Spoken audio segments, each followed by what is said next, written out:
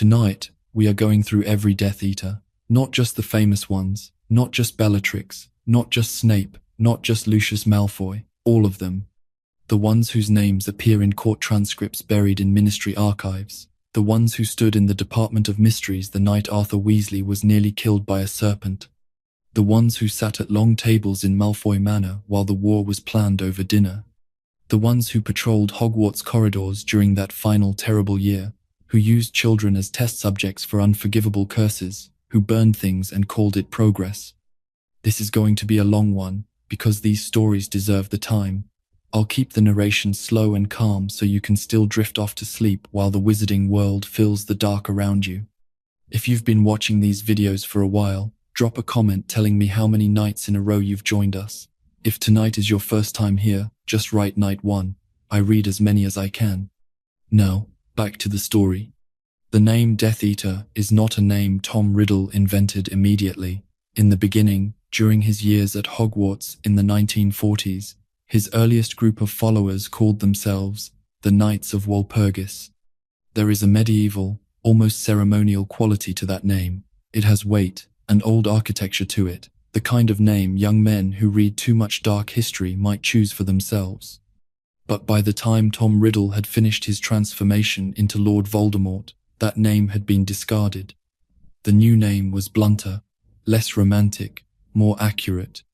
You do not call a group that tortures and kills for sport anything with the word knight in it. Death Eater stripped away the ceremony and told you exactly what this was. The group went through several phases. There were the Hogwarts years, when Riddle gathered a small circle of students around him, mostly Slytherins, all carefully selected for qualities he found useful: ambition, a taste for cruelty, a resentment of the world that could be redirected. Then there was the post-Hogwarts period, the years Riddle spent traveling, studying, pushing the edges of magic further than any known wizard had gone, making himself harder to destroy. When he came back to Britain and began building the movement in earnest during the late 50s and 60s, the group was no longer a school clique. It was something that required a uniform, a mark, a structure. It had lieutenants and foot soldiers. It had tasks. It had a chain of command that ran through Voldemort himself. The Dark Mark is the right place to start when trying to understand how this worked. A skull with a serpent emerging from its mouth, burned into the left inner forearm during a ceremony that Voldemort himself performed. It was not a tattoo in any ordinary sense. The mark was alive. It burned when Voldemort called. It darkened and intensified as Voldemort grew more powerful. After his first fall, when he had been reduced to almost nothing in that house in Godric's Hollow, the marks on every Death Eater's arm faded but did not disappear. They waited. And when he came back, however tentatively, the marks stirred. When he was fully restored in the graveyard in Little Hangleton, they burned again, and every Death Eater who still bore one felt it. The mark was a commitment device. Once you had it, you could not plausibly claim neutrality. You could not stand at the edge of the movement and say you had not decided yet. The decision was on your arm, visible to anyone who knew what they were looking at, impossible to remove. This was deliberate. Voldemort understood, perhaps better than most people who have ever built a power structure, that loyalty maintained by choice is fragile. Loyalty enforced by the permanent weight of a mark on your body is something harder to walk away from. There were 3 broad categories of people who joined. The first group came from pure-blood families where the ideology was simply the air in the house. They grew up hearing that Muggle-borns were an aberration, that the old bloodlines were the only bloodlines worth preserving, that wizards who associated too freely with Muggles were degrading something ancient and worthy. For these people, Voldemort's movement was not a departure from anything they had been taught. It was the organized, military expression of a philosophy they had already absorbed before they ever set foot in Hogwarts. The second group was drawn to power itself. They may or may not have believed deeply in blood purity as ideology, but they believed in standing close to the most dangerous person in the room. Proximity to Voldemort meant protection, influence, the ability to get things done that other people could not get done. In a world where the Ministry was the official source of power, Voldemort was the unofficial one, and some people preferred the unofficial. The third group was made up of people who were coerced, threatened, or manipulated into joining before they fully understood what they were agreeing to. This third group is smaller than the other two, but it is not empty. What we are going to do tonight is go through these people one by one. We'll start with the earliest members, the ones who were there when Riddle was still a young man making promises. Then we'll move through the inner circle as it existed during the two wars, then the outer ranks. And at the end, we'll look at the people who sat at the edges of this world without ever fully belonging to it, including two people from the Malfoy family who helped end the war while still wearing the mark. Before we go further, if you're watching this while winding down for the night, consider hitting subscribe. We make long Harry Potter lore videos designed specifically for sleep, and we upload regularly. You can also turn on the bell so you don't miss a new one. If you're already subscribed, thank you. It genuinely matters. Now, back to the very beginning. Tom Riddle arrived at Hogwarts in 1938. He came from an orphanage in London, a thin boy with dark hair and a face that teachers consistently described as striking. He already knew he was different before anyone told him what he was. He had been doing things for years that had no ordinary explanation. He could move objects without touching them. He could make animals obey him. He once made a boy who tormented him at the orphanage do something the boy could never explain or fully remember afterward. By the time Professor Dumbledore came to the orphanage and introduced himself, Tom Riddle had already decided that whatever he was exceptional. He was 11 years old. His Hogwarts years are worth spending time on, because what he built there was the seed of everything that came later. He was sorted into Slytherin, which surprised no one who knew anything about how the sorting hat worked. He was charming in a way that teachers found appealing, and classmates found magnetic. He collected people around him the way other students collected chocolate frog cards. He was deliberate about it.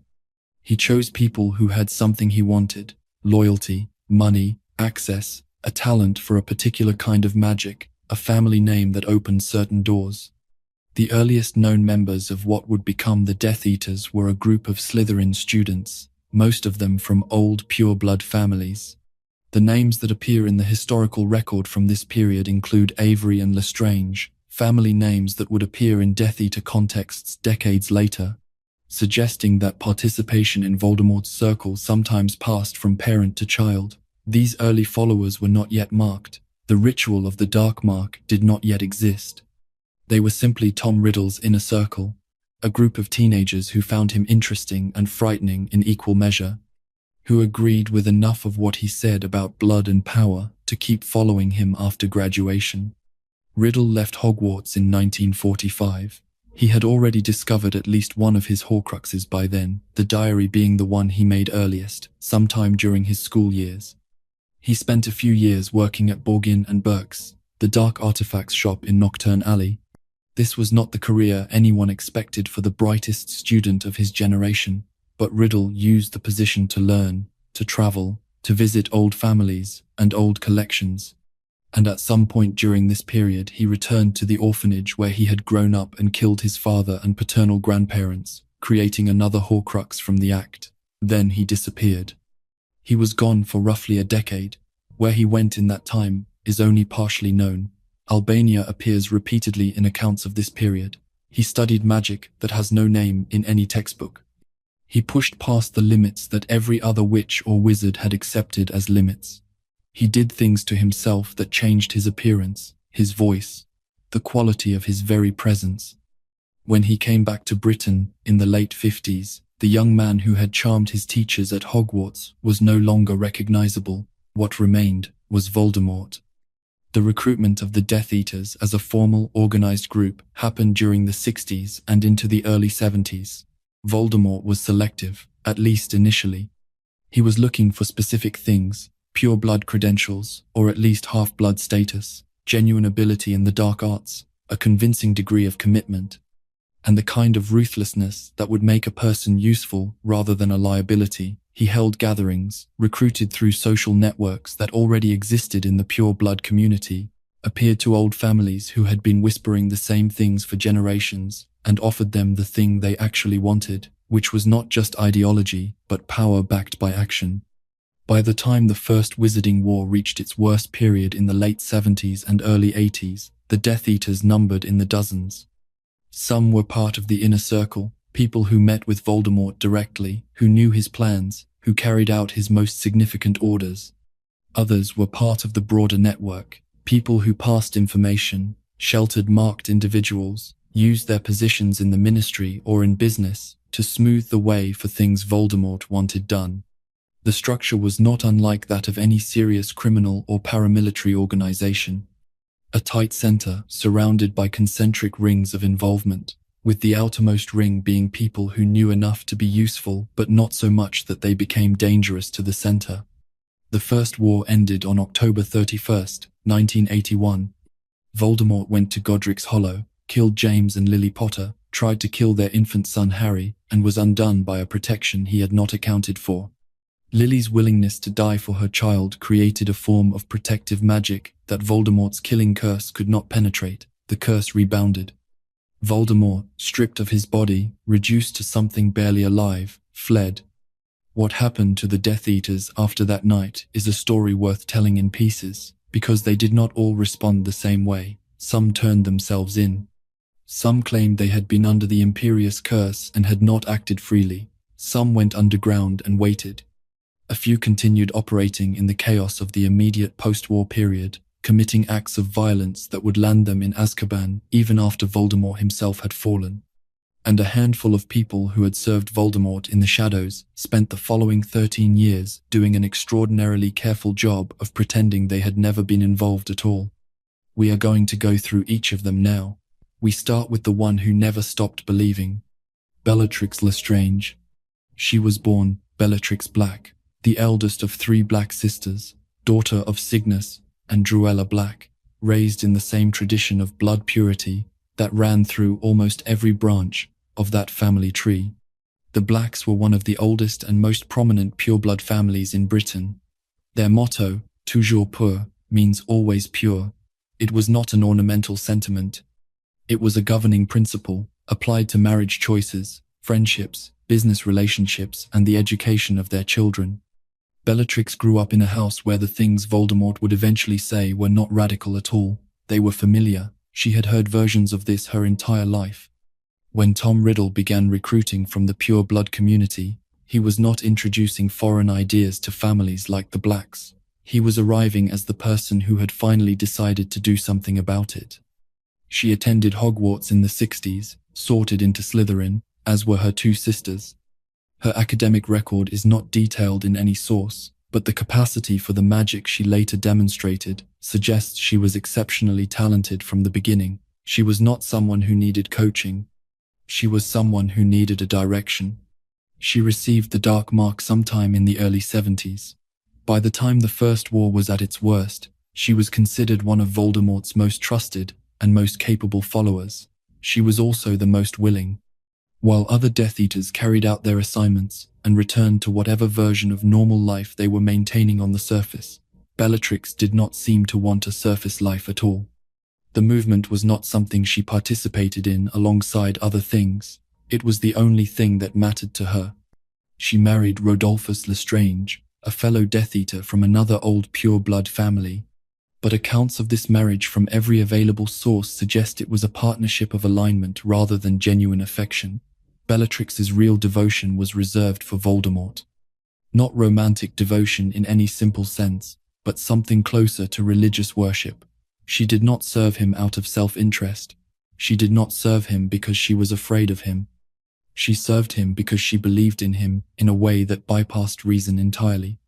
After Voldemort's fall in 1981, 4 Death Eaters refused to accept that he was gone. They insisted he had not been destroyed, only displaced, and that he could be restored. The 4 were Bellatrix, her husband Rodolphus, his brother Rabastan, and a young man named Bartemius Crouch Jr. They captured 2 Aurors, named Alice and Frank Longbottom, who had been active opponents of Voldemort's forces and were believed to have information about Voldemort's location or condition. The 4 of them tortured Alice and Frank with the Cruciatus curse, not briefly, not once. They held them under the curse for an extended period, and when they were done, both Alice and Frank had been driven permanently out of their minds. They were placed in the long-term ward at St. Mungo's Hospital, where they remained for the rest of their lives. incapable of recognizing their own son, unable to communicate in any meaningful way. There are few acts in the entire history of the wizarding world's dark years that are as cold as this one. The Longbottoms were not killed. Killing them would have been, in a grim sense, simpler. What was done to them was designed to be permanent suffering, and it was. Their son Neville grew up visiting them in that hospital ward, watching his mother hand him empty sweet wrappers because she could no longer understand who he was. Bellatrix and the other three were captured, tried before the Wizengamot, and convicted. The trial was presided over by Bartimaeus Crouch Sr., who sentenced them to life in Azkaban. His own son sat among the condemned. Bellatrix served over 14 years in Azkaban, the prison, guarded by Dementors who fed on human happiness and peaceful memory, reduced most inmates to hollow shells within a few years. What Bellatrix showed was something that disturbed the Azkaban guards enough to be noted in reports. She did not seem to deteriorate the way others did. The reason was not that the Dementors affected her less. The reason was that the memories they fed on were, for Bellatrix, not happy ones. She had organized her inner world around Voldemort's vision, and that vision was not pleasant. The Dementors could not strip from her what she did not actually possess in the conventional sense. She escaped in January 1996, along with 9 other Death Eaters, including Dolohov, Rookwood, and others, in what was the largest mass breakout in Azkaban's history.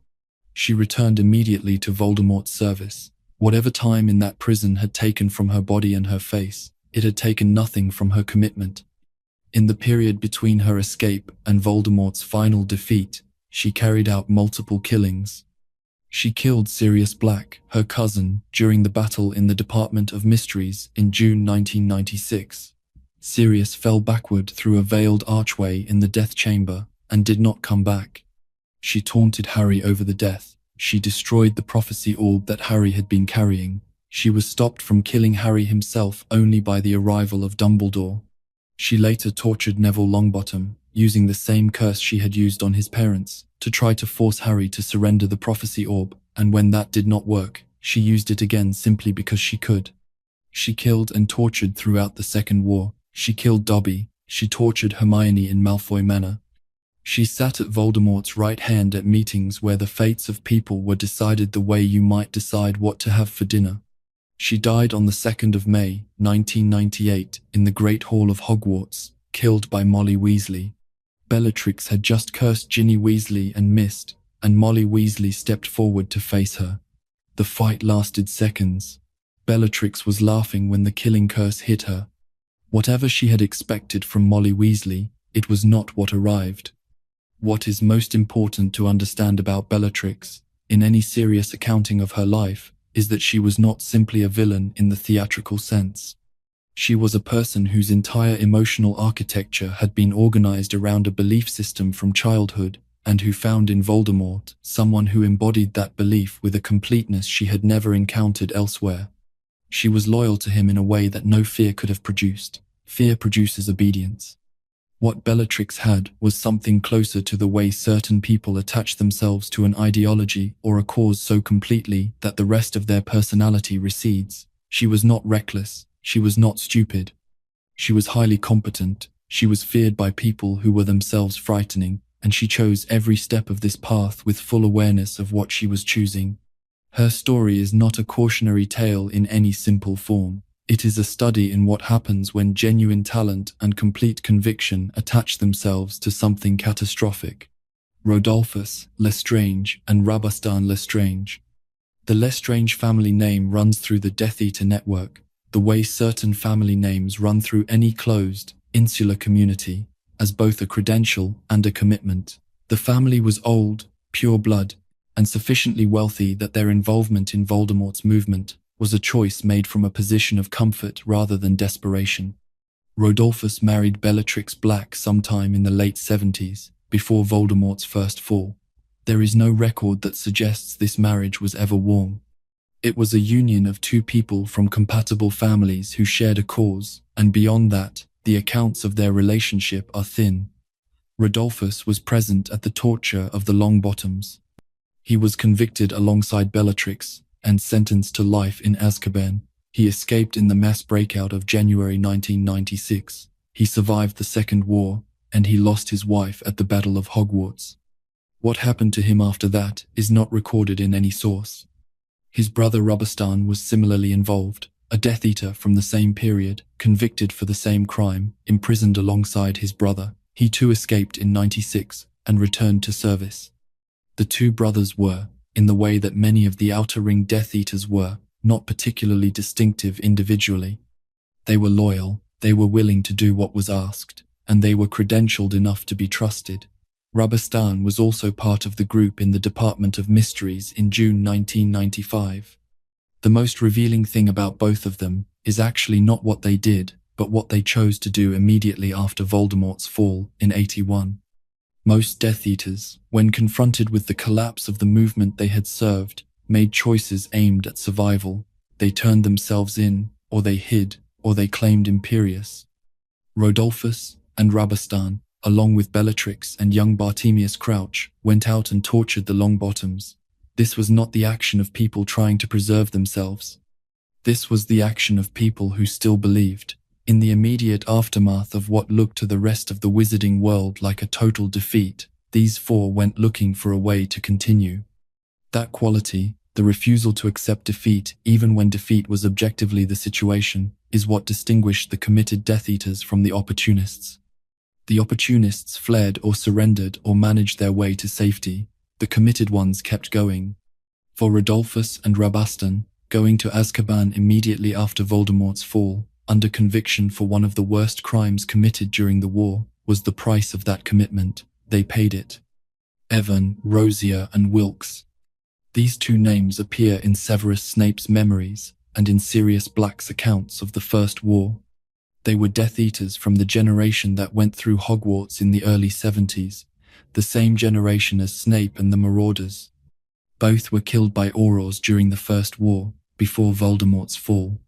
Evan Rosier's death is recorded with a specific detail worth noting. He was killed by Mad-Eye Moody, the most feared Auror of his generation. When Moody finally cornered him, Rosier refused to surrender. Rather than be taken alive, he fought, and when the situation became clear, he attacked Moody directly, taking a chunk out of the Auror's nose before Moody killed him. This detail does not make Rosier heroic, but it makes him specific, and specificity tells you something. He chose death over capture, and he chose to leave a mark on the person killing him on the way out. That was a certain kind of defiance. Wilkes died around the same period, also killed by Aurors. The specific circumstances are less documented. What is known is that his death was part of the broader campaign of violence and counter-violence in the late 70s, a period when the Ministry had authorized Aurors to use unforgivable curses against Death Eaters, and both sides were engaged in a kind of sustained, brutal attrition that left casualties on both ends. Both Rosier and Wilkes were part of the network that Snape moved through during his Death Eater years. They are mentioned by Sirius Black during the conversation at Grimmauld Place in the summer of 1996, when Sirius is giving Harry and the others an account of who was and was not in the Death Eater movement. Their deaths before Voldemort's fall meant they never faced the choices that other Death Eaters had to make in 81 and after. They were simply gone, two names in a list of casualties from a war that the wizarding world did not officially call a war until it was over. Regulus Arcturus Black. He was born in 1961, Sirius Black's younger brother. Everything about his early life ran parallel to Bellatrix's in the sense that he grew up in the Black family household on Grimmauld Place, surrounded by the same portraits, the same philosophy, the same expectations. The Black family clock on the wall tracked the status of family members, including the designation for blood traitors. Sirius was blasted off the family tapestry the year he ran away to live with the Potters. Regulus was the good son, the one who stayed. He attended Hogwarts in the early 70s, sorted into Slytherin, like every other Black of his generation. He joined the Death Eaters at 16 or 17 years old. He was one of the youngest recruits of his period. Sirius, looking back on this years later, was never quite able to describe exactly what motivated his brother. The ideology was there, the family background was there, the peer pressure of being a young Slytherin in a household where Voldemort's cause was considered right was certainly there. But there may also have been something simpler. Regulus was the second son of a family that valued a particular kind of achievement, and joining Voldemort's inner circle was a form of distinguished achievement in the world he had grown up in.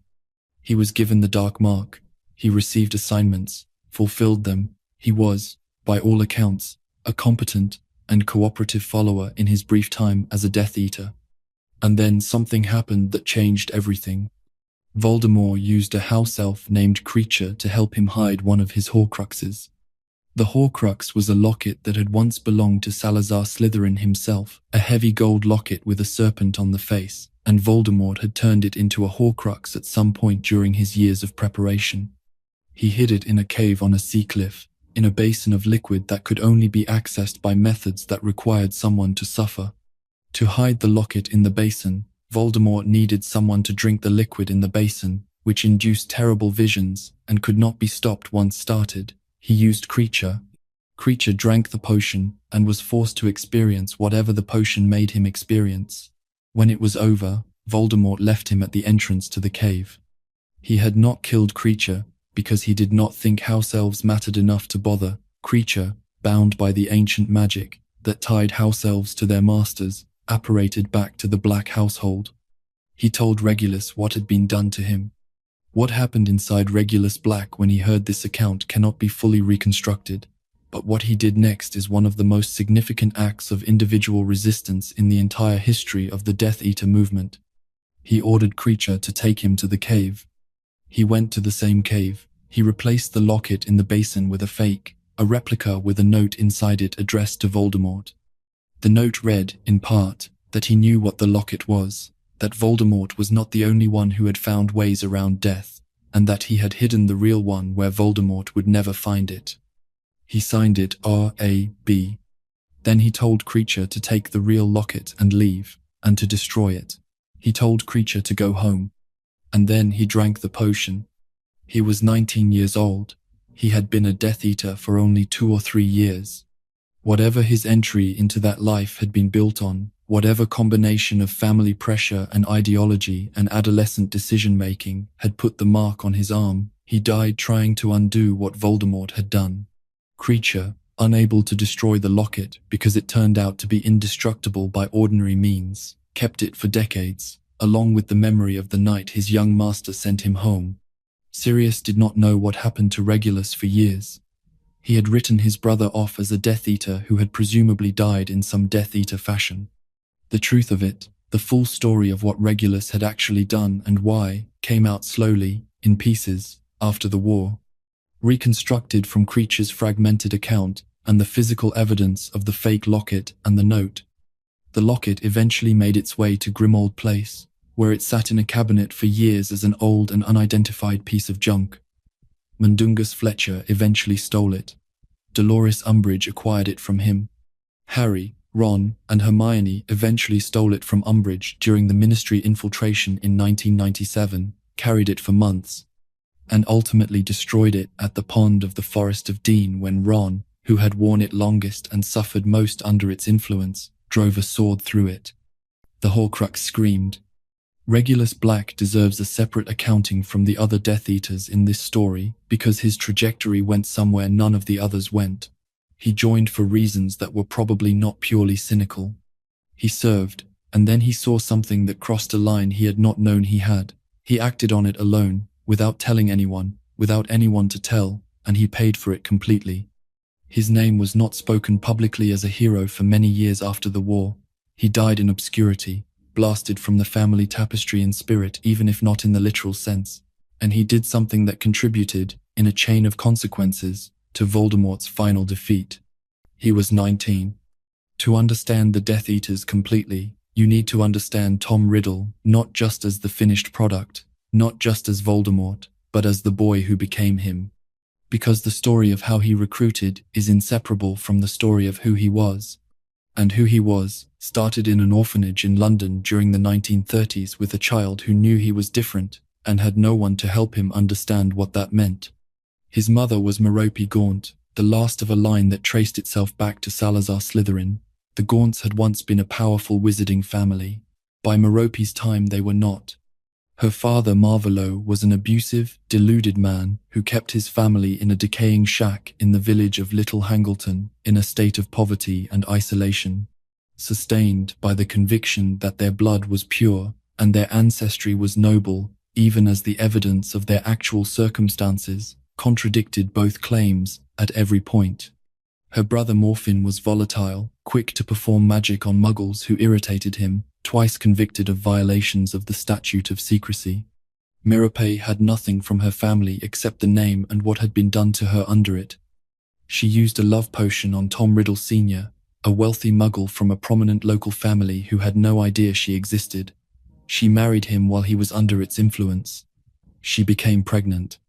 And then she stopped administering the potion, perhaps in the hope that he had come to genuinely love her, or perhaps simply because she was tired of the deception. He had not come to love her.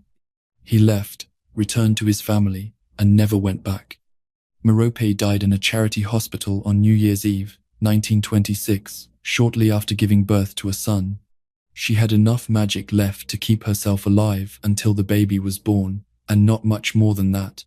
She named him Tom for his father, and Marvolo for her own father, and Riddle for the Muggle family that had thrown her husband's name away from her.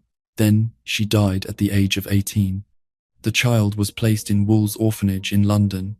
He grew up there for 11 years, and what those years produced in him is documented in flashes, in the memories Dumbledore collected and showed Harry in the Pensieve. A boy who could make other children do things they did not want to do. A boy who had discovered he could communicate with animals, particularly snakes. A boy who had hurt other children deliberately, who had taken a boy and a girl into a cave during a seaside trip and done something to them that they could never describe afterward. A boy who was polite and still and watchful in a way that the orphanage staff found unsettling without being able to say precisely why. When Dumbledore came, offering the word magic and the explanation for everything the boy had always known about himself without anyone naming it for him, Tom Riddle's response was not relief, or not only relief. His response was to immediately ask how much of this he could do, to ask specifically about controlling people and hurting people, and to say that he had always known he was different and better. He was 11 years old and he had already organized his self-concept around the idea of being exceptional. At Hogwarts, he was exceptional. There is no honest accounting of Tom Riddle at Hogwarts that glosses over the fact that he was among the most talented students the school had ever seen. His ability was real. His charm was real. The teachers who remembered him decades later remembered him with a kind of nostalgic admiration that was slightly disturbing given what he became, but that makes sense given what they were working with. He was the student who asked the best questions, who already knew things that were not in the curriculum, who seemed interested in learning with a seriousness that many students that age do not have. He used these qualities with precision. He built his circle at Hogwarts by choosing carefully. He watched students for months before approaching them, identifying the ones who had something he needed, whether that was magical ability, social credibility, family connections, or simply the right combination of vanity and insecurity that made them susceptible to being needed by someone who was clearly impressive. He positioned himself at the center of a group of Slytherins who would do more or less what he wanted and who believed, because he was very good at making people believe things, that they had chosen him rather than been chosen. He was also doing things at Hogwarts that no one who knew him in his school years fully understood. He had discovered by his 5th year that his gaunt ancestry connected him to Salazar Slytherin, and he had begun investigating what that meant. He found Hepzibah Smith, an elderly and foolish witch, who had in her possession 2 extraordinary objects, a cup that had belonged to Helga Hufflepuff, and a locket that had belonged to Salazar Slytherin. He charmed her. He visited her twice. He killed her with her own house elf's poison, stole both objects, framed the house elf, and disappeared. The cup and the locket became Horcruxes. So did a diadem he eventually located in Albania, which had once belonged to Rowena Ravenclaw.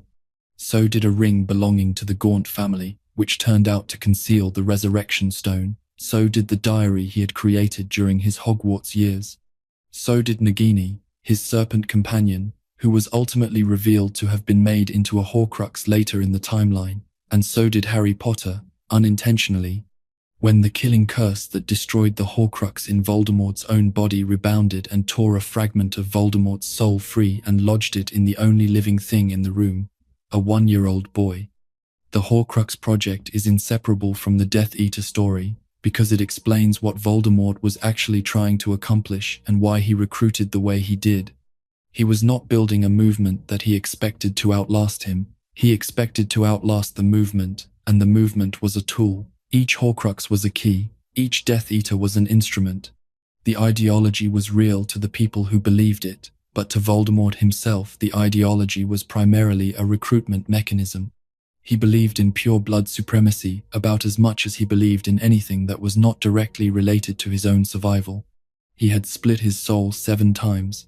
Each split required a murder. Each murder left its mark on him, not metaphorically, but physically and spiritually, something that is visible in the descriptions of what he looked like in the later years. The flat nose, the red eyes, the waxy white skin, the quality of wrongness that made people feel fear in his presence even before they had any reason to. He had done things to himself in the pursuit of immortality that made him less than human in ways that were not recoverable. This is the person who led the Death Eaters. This is the person they were loyal to, who some of them loved, who some of them feared, and whose cause they believed in or used, or were crushed by depending on which kind of person they were. He asked for devotion, and gave back, at best, survival, and sometimes not even that. The years between Bellatrix's birth and her first formal involvement with Voldemort's movement are worth examining in more detail. Because the path to the most committed Death Eater in the movement did not begin with a single dramatic choice, it began with a family. The black family tree that hung on the drawing room wall at Grimmauld Place was not simply a genealogical record, it was a statement of the family's understanding of itself and its world. Every name on it was pure blood, and the names that had been blasted off it, Sirius is among them, Andromeda's, were the names of people who had made choices the family considered a betrayal.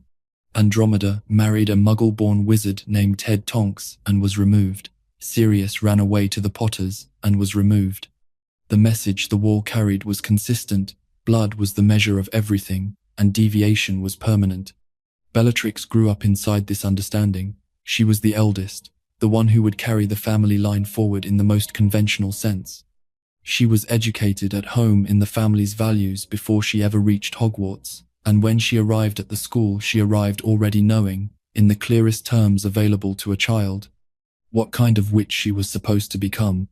She was genuinely talented in defense against the dark arts, and in the casting of curses and hexes, areas where raw magical power and precision matter more than patience or creativity. She was less interested in subjects that required subtlety or a different kind of intelligence. She was not a strategist. She was not someone who thought 3 moves ahead. But she was someone who, once pointed at a target, was more effective than almost anyone else in the movement. There is a difference between the Bellatrix who received the mark in the early 70s, a young woman from an old family joining a movement that her family's philosophy had been pointing her toward her whole life, and the Bellatrix who came out of Azkaban in 96. Azkaban took things from her that were already minimal and reduced them further. The thing it could not take, the core commitment that defined her, came out of that prison more concentrated and more certain than it had gone in. In the Second War, she was Voldemort's enforcer in ways that were personal, specific, and often self-directed. She was not always following orders. She was often doing what she wanted to do and calling it service. When she tortured Neville Longbottom in the Department of Mysteries, she was not executing a strategic plan. She was enjoying herself and incidentally serving Voldemort's immediate goal. When she killed Sirius, she was removing a family member who had definitively chosen the wrong side and who she had despised for as long as they had both been alive. The fact that it served Voldemort's interests was secondary to the fact that she wanted to do it. At Malfoy Manor, her treatment of Hermione during the winter of 97 was directed by a specific question: how did Hermione and Harry come to have the Sword of Gryffindor? Which Bellatrix believed was in her Gringotts vault. She needed information, but the way she went about getting it was not calculated to produce information efficiently, it was calculated to produce suffering. When Hermione gave an answer, the lie about the sword being a copy, Bellatrix was not entirely satisfied. But she moved on because the lie was plausible enough. She killed Dobby in that encounter. Dobby apparated Harry, Ron, Hermione, Griphook, Ollivander, Luna, Dean, and Bill and Fleur to Shell Cottage, and Bellatrix threw a silver knife as they disappeared. It hit Dobby. He died in Harry's arms in the garden by the sea, telling Harry it was good to be with his friend.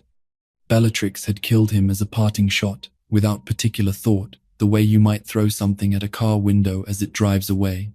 Her death in the Great Hall closed a circle that had opened in the Department of Mysteries the previous year when she killed Sirius. Molly Weasley had lost her brothers to Dolohov.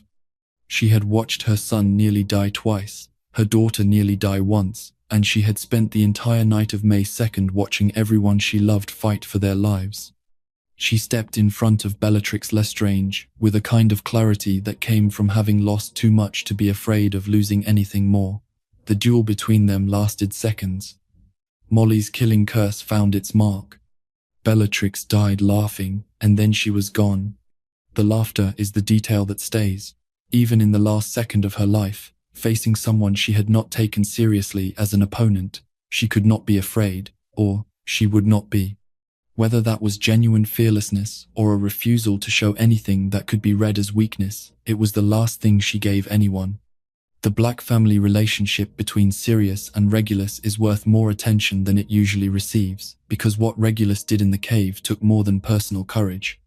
It required him to stand against everything his family had raised him to be, without anyone's help, without anyone knowing he was doing it, and in conditions that made the outcome completely clear before he went in.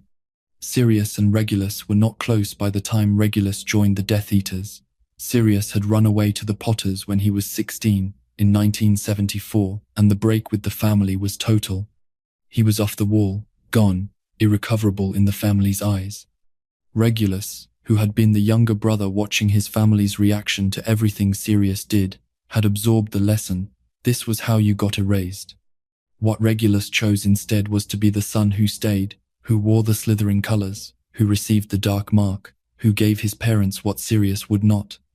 Whether Regulus believed in blood purity ideology at the level Bellatrix believed it, or whether he was primarily motivated by family belonging and social conformity, is not entirely clear from the sources. What is clear is that he was young when he joined, and that he had not yet had the experiences that would show him what that joining actually meant in practice.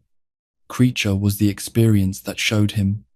The house elf had been with the Black family for decades. He was ancient, devoted in the absolute way that house elves in old families were devoted, incapable of speaking badly of his masters except in reflexive self-punishment. Voldemort had borrowed him to help hide a Horcrux, and what he had done to Creature in the cave was precisely the kind of thing that Voldemort did to beings he considered lesser. He used him completely, without care, and left him because it cost nothing to leave him. Creature was not worth the effort of killing.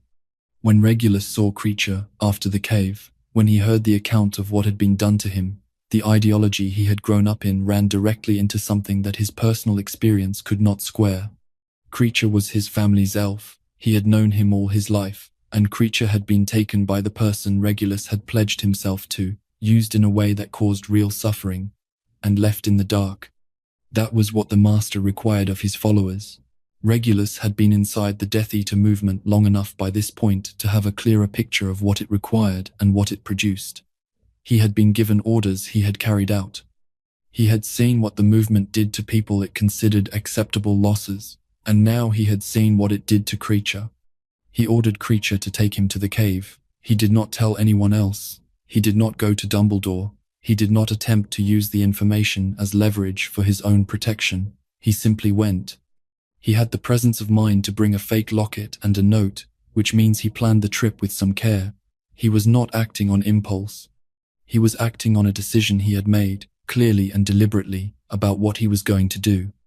The note he left in the fake locket is one of the most quietly remarkable documents in the history of the war. He signed it R.A.B., his initials, because signing his full name to a note addressed to Voldemort was a form of recklessness that the plan did not require.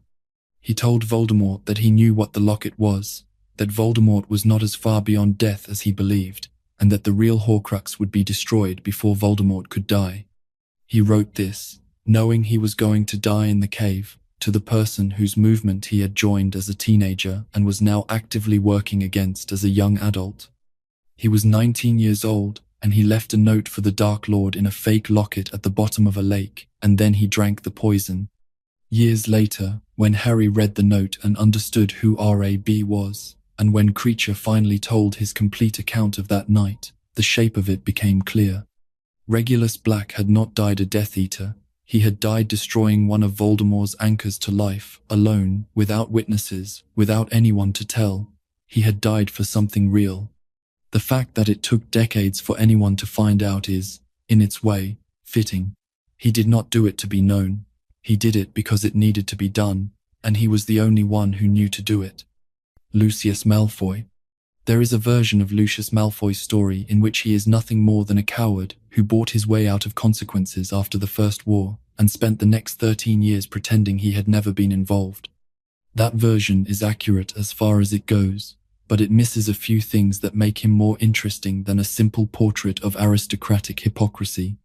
He was born in 1954, the only son of Abraxas Malfoy, and he grew up in Malfoy Manor in Wiltshire, one of the largest and most well-appointed private properties in Wizarding Britain. The Malfoys had been accumulating wealth and social influence for centuries. They were not merely rich, they were old. The distinction mattered in their world. Old money in the wizarding community meant access to pure blood networks, political connections, a seat at the table where decisions were made. Lucius was raised with the understanding that he would maintain all of this, add to it where possible, and never do anything that threatened the family's position. He attended Hogwarts in the late 60s, was sorted into Slytherin, was a prefect, and by most accounts distinguished himself academically. He was good-looking, well-dressed, and knew exactly how to present himself in social situations. He was charming to the people he needed to be charming to, and dismissive of everyone else. He graduated in 1972 and moved smoothly into a position of influence in wizarding society. He took the dark mark sometime in the early to mid-70s. The pull for someone like Lucius was not primarily ideological, or not only ideological. He believed in blood purity, certainly. He had been raised to believe in it, and the social world he moved in reinforced it constantly. But Lucius was also a man who assessed situations in terms of what they offered him, and joining Voldemort's movement offered him something beyond ideology. It offered him a position within the most powerful, non-governmental force in Britain. It offered him proximity to power that the ministry, with its elections and bureaucratic processes, could not match. He married Narcissa Black in 1977. She was from the same social circle, the same network, the same world. The marriage was, unlike Bellatrix's marriage to Rodolphus, something that appeared to involve genuine feeling. Lucius and Narcissa were, by all accounts, a couple who actually cared about each other and about their son. This detail matters later. Their son Draco was born in June 1980. He was 1 year old when Voldemort fell. After October 1981, Lucius moved faster than almost any other known Death Eater in the business of re-establishing his respectability. He had never been among the group that tortured the Longbottoms or committed any publicly verifiable atrocity in the immediate aftermath of Voldemort's fall. He had been careful enough, or cautious enough, to avoid that kind of direct exposure. When the question of what to do with former Voldemort supporters was being worked out by the Ministry in the weeks and months after the war, Lucius claimed the Imperious Curse. He told the Wizengamot that he had been acting under the Imperious Curse during his time as a Death Eater. He was coerced, he said. He had not freely chosen any of it. He was a victim of the same dark magic that had corrupted so many others. He had a good solicitor, presumably. He had money. He had connections. He walked free. This claim was not universally believed. Dumbledore, speaking privately, said he was certain that Lucius Malfoy had been a willing servant of Voldemort, not a coerced one. Arthur Weasley, who worked with Lucius on several ministry committees over the following years, despised him. But what Dumbledore believed, and what the Wizengamot could prove, were two different things, and the Wizengamot accepted Lucius's claim. In the 13 years between Voldemort's first fall and his restoration, Lucius operated as a prominent and respectable member of wizarding society. He donated to charitable causes, particularly to street Mungo's Hospital, and to Hogwarts. He served on the Hogwarts Board of Governors and eventually became its chairman. He maintained the Malfoy family's position at the center of pure blood society. He cultivated relationships with ministry officials, including the Minister for Magic Cornelius Fudge, who accepted gifts from Lucius and sought his counsel. He was photographed at ministry events. He wore robes that cost more than most wizarding families earned in a month. He was not idle during this period. One of the most telling things Lucius did in these years was give Tom Riddle's old diary to Ginny Weasley. The diary was Voldemort's first Horcrux, the one he had made during his Hogwarts years, and Lucius had been holding it since before Voldemort's fall. In September of 1992, he planted it in Ginny Weasley's cauldron in Flourish and Blots, knowing she would take it to Hogwarts, knowing it would eventually begin to affect whoever came in contact with it. He did this apparently without knowing it was a Horcrux, but knowing it was dark and dangerous, and wanting to cause trouble for Arthur Weasley through his daughter. The consequences were catastrophic. The diary began possessing Ginny. It nearly killed several students and the school's ghosts. It opened the Chamber of Secrets. Harry ultimately destroyed the diary with a basilisk fang, and the Horcrux died with it. When Dumbledore confronted Lucius after this was resolved, Lucius was removed from his position on the Board of Governors. He suffered no legal consequences, because Harry could not prove what Lucius had done, only that the diary had been in Ginny's possession. Lucius walked out of Dumbledore's office without a charge against him. He returned to Voldemort's service when Voldemort was restored at the end of the Triwizard Tournament in June 1995. He was present in the graveyard in Little Hangleton when Voldemort's body was restored, one of the Death Eaters who apparated in response to the burning of the mark. He knelt and made his explanations for the years he had spent pretending not to serve, and Voldemort accepted them, or appeared to. Lucius led the group of Death Eaters in the Department of Mysteries in June 1996. He was there to retrieve a prophecy orb that contained the record of the prophecy about Harry and Voldemort. Harry and 5 of his friends were also there, and the encounter that followed went badly for the Death Eaters. Several were captured by Aurors when Dumbledore's order arrived. Lucius was arrested, tried, convicted this time with evidence that could not be explained away, and sent to Azkaban. He was still in Azkaban when Voldemort's forces broke out the Death Eaters in January of 96. He was freed, but the man who walked out of that prison was not the same as the one who had walked in. The failure at the Department of Mysteries had cost him Voldemort's trust. He had botched the mission. His son was then assigned the task of killing Dumbledore, a task designed to be impossible for a 16-year-old boy, intended by Voldemort as punishment for Lucius's failure. Voldemort had effectively decided to end the Malfoy family's story through the vehicle of Draco. The last 2 years of Voldemort's dominance were a period of almost unbroken humiliation for Lucius. He was used, sidelined, not trusted with anything significant. His wife and son were effectively hostages at their own dinner table.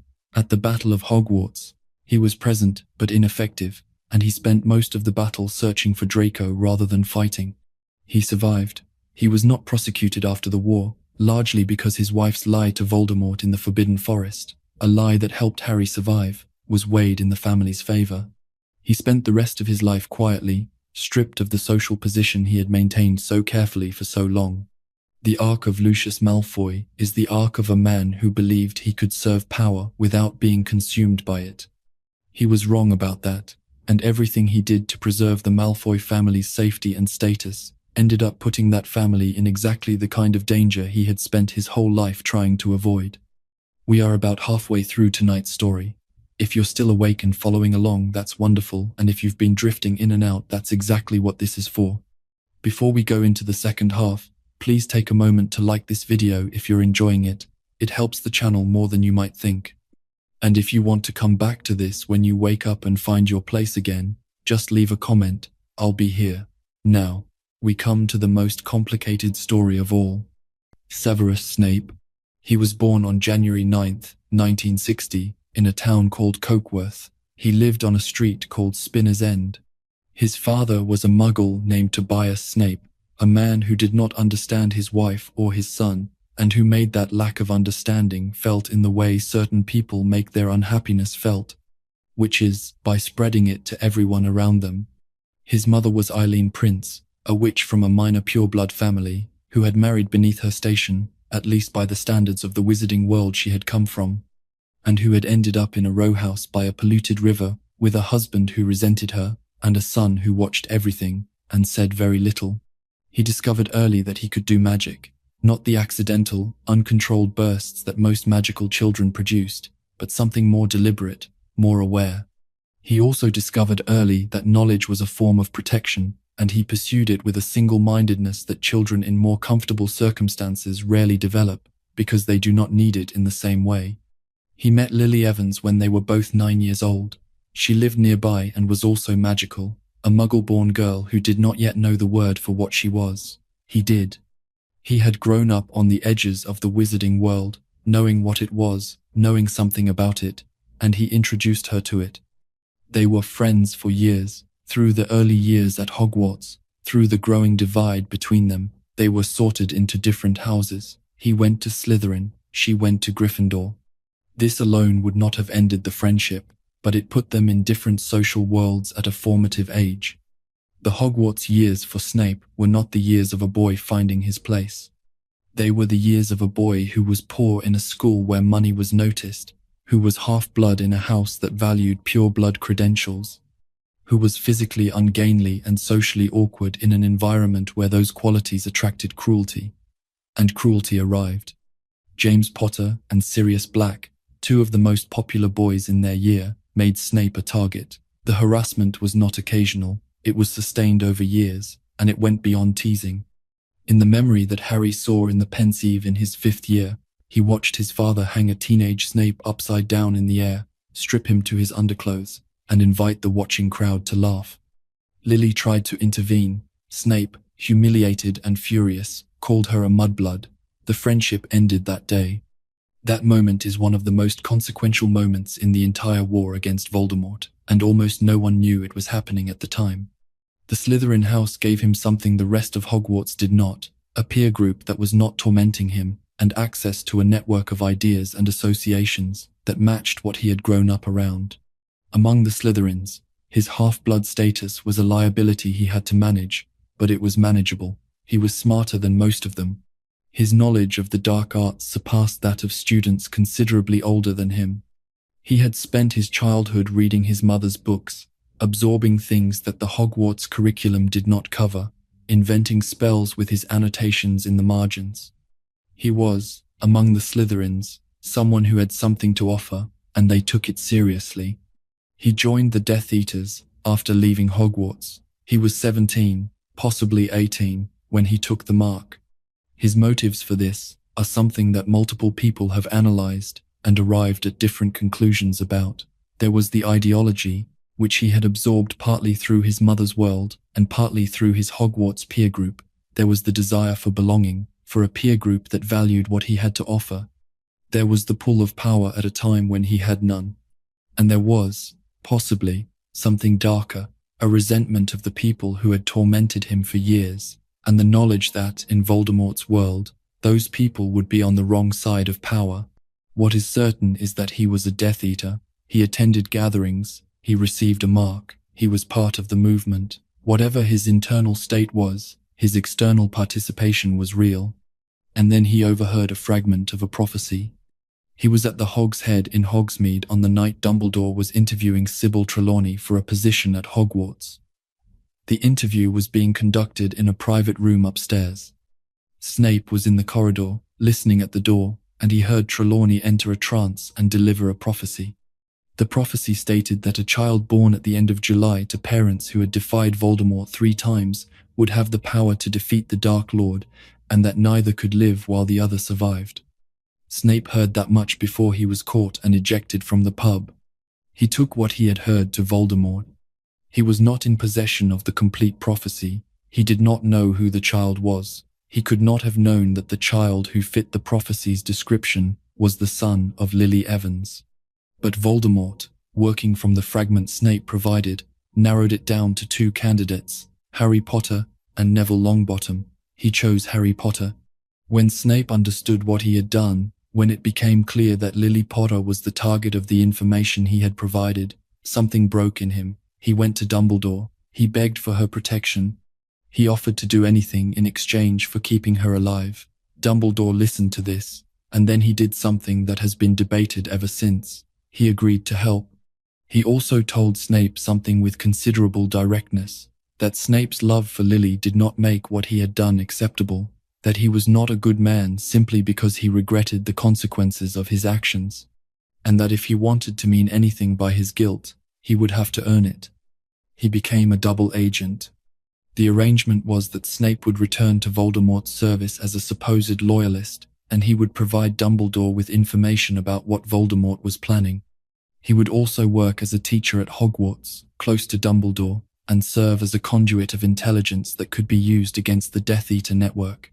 He was in place as a spy when Voldemort went to Godric's Hollow and killed James and Lily Potter. He had pleaded with Voldemort to spare Lily, and Voldemort had agreed, in the sense that killing her was not the primary objective, but when she refused to step aside, he killed her. The protection her death created was not something Snape had any way to predict. After Voldemort's first fall, Snape was questioned by the Ministry. He was vouched for by Dumbledore. He was cleared. He returned to Hogwarts as the potions professor, a position he had not wanted. He had wanted the defense against the dark arts position, and Dumbledore consistently refused to give it to him, citing a belief that the position was cursed and would be bad for anyone who stayed in it too long. This was partly true. It was also partly Dumbledore's way of keeping Snape from the one subject area that might have given him too much standing. For nearly 17 years, Snape taught at Hogwarts. He was not liked. He was not trying to be liked. He was cold toward Harry in a way that students read as cruelty, and that had multiple layers. Part of it was genuine resentment. Harry looked like James, walked like James, and was constantly treated by the staff as the inheritor of James's good qualities. When Snape's experience of James had been as the person who tormented him most consistently, part of it was operational. If Snape appeared to hate Harry, there was less risk that Voldemort or anyone loyal to Voldemort would suspect he was protecting Harry, and part of it was, in a way that is hard to articulate cleanly, grief. Snape was looking at the surviving child of the woman he had loved, the woman whose death he had inadvertently caused, and there was no clean way to hold that. He kept a clemency from Voldemort. For nearly 2 decades, he maintained a mental shield strong enough that Voldemort, one of the most powerful Legilimens ever known, never successfully read him. This is not a small thing. A clemency against a determined practitioner of Voldemort's caliber is an extraordinary sustained achievement, and Snape managed it without anyone knowing he was doing it. He taught Harry a clemency in the 5th year, and he was not good at it, or not willing to be good at it in the way the situation required. The lessons broke down. Harry used the opportunity of those lessons to look into Snape's own memories, including the memory of James hanging him upside down. The lessons ended after that. The year 1996 brought Dumbledore to Snape with an unusual request. He had put on a Horcrux ring without thinking clearly, and the ring was cursed. The curse was spreading up his arm and would kill him within a year. He asked Snape to manage the curse and extend his life as long as possible, and then, when the time came, to kill him. He also told Snape about his larger plan. Harry was himself a Horcrux, inadvertently, and would need to die willingly at Voldemort's hand, in order for Voldemort to be made mortal. Snape could not tell Harry this. He had to carry the knowledge of it alone, as part of a plan that had been constructed around Harry's death and Voldemort's defeat, while protecting Harry from harm long enough for Harry to do what needed to be done. He killed Dumbledore on the night of June 30th, 1997, on the Astronomy Tower. Dumbledore had already consumed the cave's potion in retrieving the fake Horcrux locket earlier that night, and he was weak and dying in an accelerated version of what the curse would have taken him to anyway. Draco Malfoy had disarmed him but could not kill him. Snape arrived, met Dumbledore's eyes, and cast the killing curse. The entire wizarding world believed he had murdered Dumbledore for his own reasons. The Order of the Phoenix believed it. Harry believed it with a ferocity that made him physically ill. For the next 12 months, Severus Snape was installed as headmaster of Hogwarts by the puppet ministry under Voldemort's control, and he ran the school in a way that appeared from the outside to be complicit in the regime. What he was actually doing was more careful than that. He kept the Caros, Alecto and Amicus from the worst of what they wanted to do by appearing to manage them while quietly constraining them. When students were punished for rule-breaking, Snape redirected punishments away from the Cruciatus Curse toward detentions with Hagrid in the forest, which was unpleasant but not permanently damaging. He ensured that certain students were protected. He sent the Sword of Gryffindor to Harry in the Forest of Dean by summoning a doe Patronus, his Patronus, which had been a doe since Lily, and dropping the sword into a frozen pool. He was killed by Voldemort in the boathouse at Hogwarts on May 2nd, 1998. Voldemort had decided that Snape's ownership of the Elder Wand, via the killing of Dumbledore, was preventing Voldemort from fully mastering the wand. He set Nagini on him. Snape died on the floor of the boathouse, trying to give Harry something, pushing memories into his hands.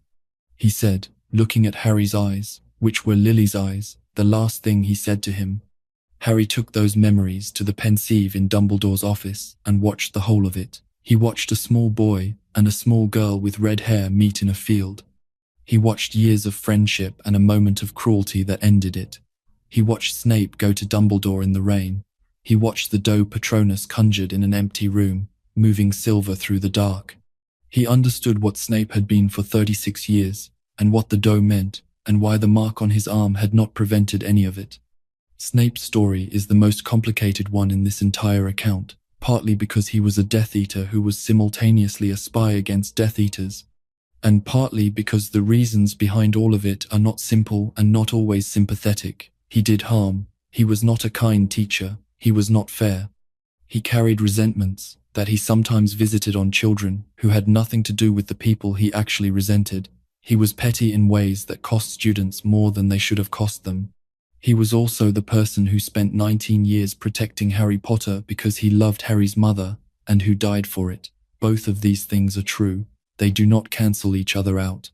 They coexist in one person, and that coexistence is what makes him, of all the people in this story, the one who is hardest to put in a simple category and leave there. Spinner's End was a real place. It is easy, when thinking about Severus Snape, to think of Hogwarts first, the cold classroom, the dungeons, the greasy hair and the black robes, and the voice that managed to be contemptuous and bored simultaneously. But he grew up somewhere, and the somewhere matters. The house on Spinner's End backed onto a river that had long since stopped being clean, a river that smelled of the industries that had shut down and left nothing behind except the smell. The town around it had been a mill town, and the mills were gone by the time Snape was a child there. What remained was the shape of a working community with nothing left to work on. The houses were small. The money was tight. Tobias Snape, his father, was not a gentle man and was not a patient one. He had married a witch, without fully understanding what that meant, and spent the subsequent years not coming to understand it any better.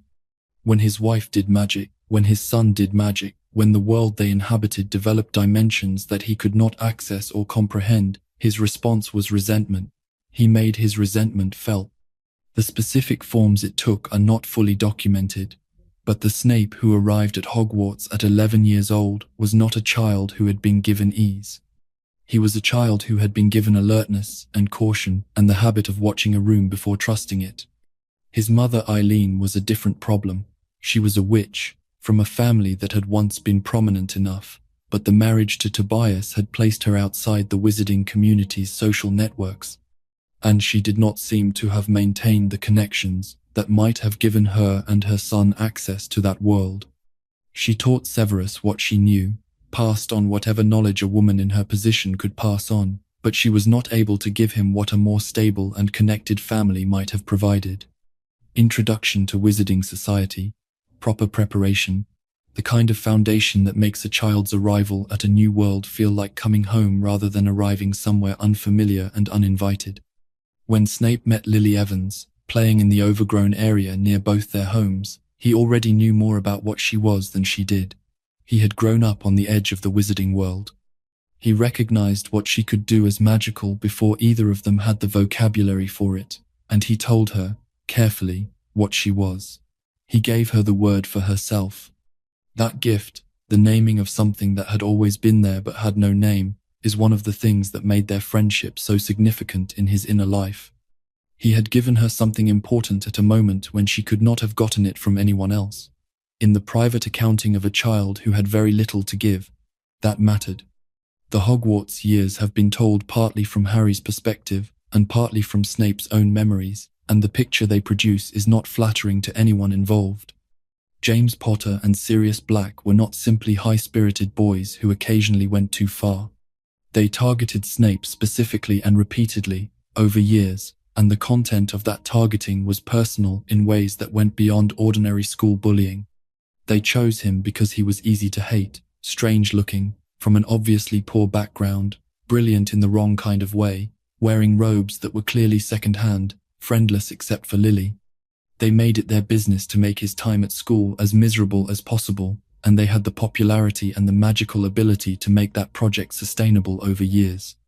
Sirius Black, looking back at this period from Grimmauld Place in the summer before Harry's 5th year, described it as harmless fun. He said Snape knew perfectly well how to defend himself, and gave as good as he got. This is the kind of revisionism that people who were on the right side of power during a sustained cruelty tend to produce, and it tells you more about Sirius at that moment than it does about what actually happened. James Potter eventually grew up. Lily eventually loved him. Whether James's maturing was genuine or primarily strategic, whether he became a better person because he wanted to be or because Lily's attention was something he wanted badly enough to earn, is a question that the accounts leave open. What is not open is that James Potter was an excellent father, a brave and loyal member of the Order of the Phoenix, and a man who died trying to buy his wife and son time to escape. He had grown into something better than the boy in Snape's memory. But Snape lived with the memory of the boy, not the man. He never got to watch James grow up. He only ever had the pensive version, the boy in the air, the crowd laughing. And he had the fact that the boy in the air had, eventually, the love of the girl who had been Snape's best friend. Everything that Snape had given Lily, James Potter had walked away with without even understanding that there had been something to take. The 23 years between Lily's death and Snape's own death were years of a particular kind of grief. Not the acute grief of immediate loss, not the numb shock of the first weeks, but the kind of grief that has been lived alongside long enough to become part of the structure of a person's daily life. He got up every day and taught the children of the people who had mattered to him and the people who had not, and the children of the people he despised. And he did this while carrying something that had no outlet and no resolution. He could not talk about Lily. He could not speak of her to anyone. He could not explain to Harry, who had her eyes and his father's face, why every interaction with him was simultaneously a consolation and a kind of harm. The Doe Patronus tells this story more cleanly than any words in his account do. A Patronus takes the form that reflects the most powerful emotion in the person who casts it. For Dumbledore, who had spent years haunted by his sister's death and his own role in it, the Patronus was a phoenix. For Harry, who had grown up not knowing his parents and who associated love and safety with the Patronus his mother had cast to protect him, it was a stag, James's form. For Snape, the Patronus was a doe, the same as Lily's. It had been a doe since she died, and it would remain one. Dumbledore saw it conjured in an empty room and understood immediately what it meant. He had not known, in all the years of their arrangement, quite how completely Snape's life was organized around something he had lost at 18 and could never get back. When Dumbledore asked him if he still loved her, after all these years, Snape cast the Patronus. That was his answer, a silver doe moving through the dark. The years between Karkaroff's release from Azkaban and his appearance as Durmstrang's headmaster represent a period that the historical record does not detail clearly, but that is worth thinking about. He needed to disappear far enough from Wizarding Britain that no one who knew him from the trial testimony would find him easily. He needed to build a new life in a context where his past would not follow him immediately. The Northern European wizarding world, associated with Durmstrang, was sufficiently separate from the British magical community that it served this purpose. He ran Durmstrang with a particular philosophy that fit his background. The school had always been more accepting of the dark arts than Hogwarts, and under Karkaroff that tolerance was maintained if not expanded. The students who graduated from Durmstrang during his tenure, including Victor Krum, the Bulgarian Quidditch star who came to Hogwarts for the Triwizard Tournament, were not Death Eaters. and were not obviously people who had been made darker by their education. Victor Krum himself was a decent and straightforward young man who fell genuinely in love with Hermione and treated her with respect throughout the tournament. Karkaroff's school was not producing monsters. It was simply more comfortable with certain subjects that Hogwarts avoided. What Karkaroff's headmastership demonstrates is the degree to which people who had participated in the First War were able to rebuild functional lives in the years between. The wizarding world was small enough that people knew each other, knew about each other, remembered what had happened. But it was also a world that, after the First War, was exhausted by what it had been through and genuinely did not want to look too closely at the uglier parts of its recent history. Karkaroff fit into this pattern, not fully forgotten, not fully forgiven, but allowed to operate in a position of some authority because no one wanted to spend the energy on him that a proper reckoning would have required. When he saw his own mark darkening, he panicked. This is the thing about Karkaroff's panic that separates him from cowardice in the ordinary sense. He knew exactly what it meant. He had been inside the movement. He had seen what Voldemort did to people who were disloyal, and he had been definitionally disloyal by naming names at the trial. He knew, with the specificity that comes from having been on the inside of something, that if Voldemort returned and found him, the outcome was not negotiable. He was not being generally afraid of something abstract. He was afraid of something specific and well-founded. His failure was not in feeling this fear. His failure was in what he did with it. He had options. He could have gone to Dumbledore, who was already gathering intelligence and building resistance, and who would have used anything Karkaroff could provide about the remaining Death Eater network. He had information. He had been inside. He had named names once, which means he knew more names, more connections, more details about how the organization worked than he had been willing or able to share with the Ministry at the original trial. Any of this could have been offered in exchange for protection. Dumbledore had a record of taking people in who came to him with genuine commitment to opposing Voldemort. Karkaroff did not go to Dumbledore. Perhaps he did not trust that the protection would hold, given that he had already tried cooperation once and ended up on the run anyway. Perhaps he could not bring himself to ask for help a second time. Perhaps the years of running Durmstrang had given him enough of an illusion of security that he genuinely believed he could outrun something he had no real means of outrunning. He ran for a year. They found him eventually, in a forest, in a hut that burned. Whatever he knew went with him. The 12 years Peter Pettigrew spent as Scabbers in the Weasley household are worth dwelling on, because they represent something unusual in the accounting of human psychology. He was not in a situation where he could act. As a rat, there was nothing he could do in his own name. He was small and unnoticed, and treated as a pet.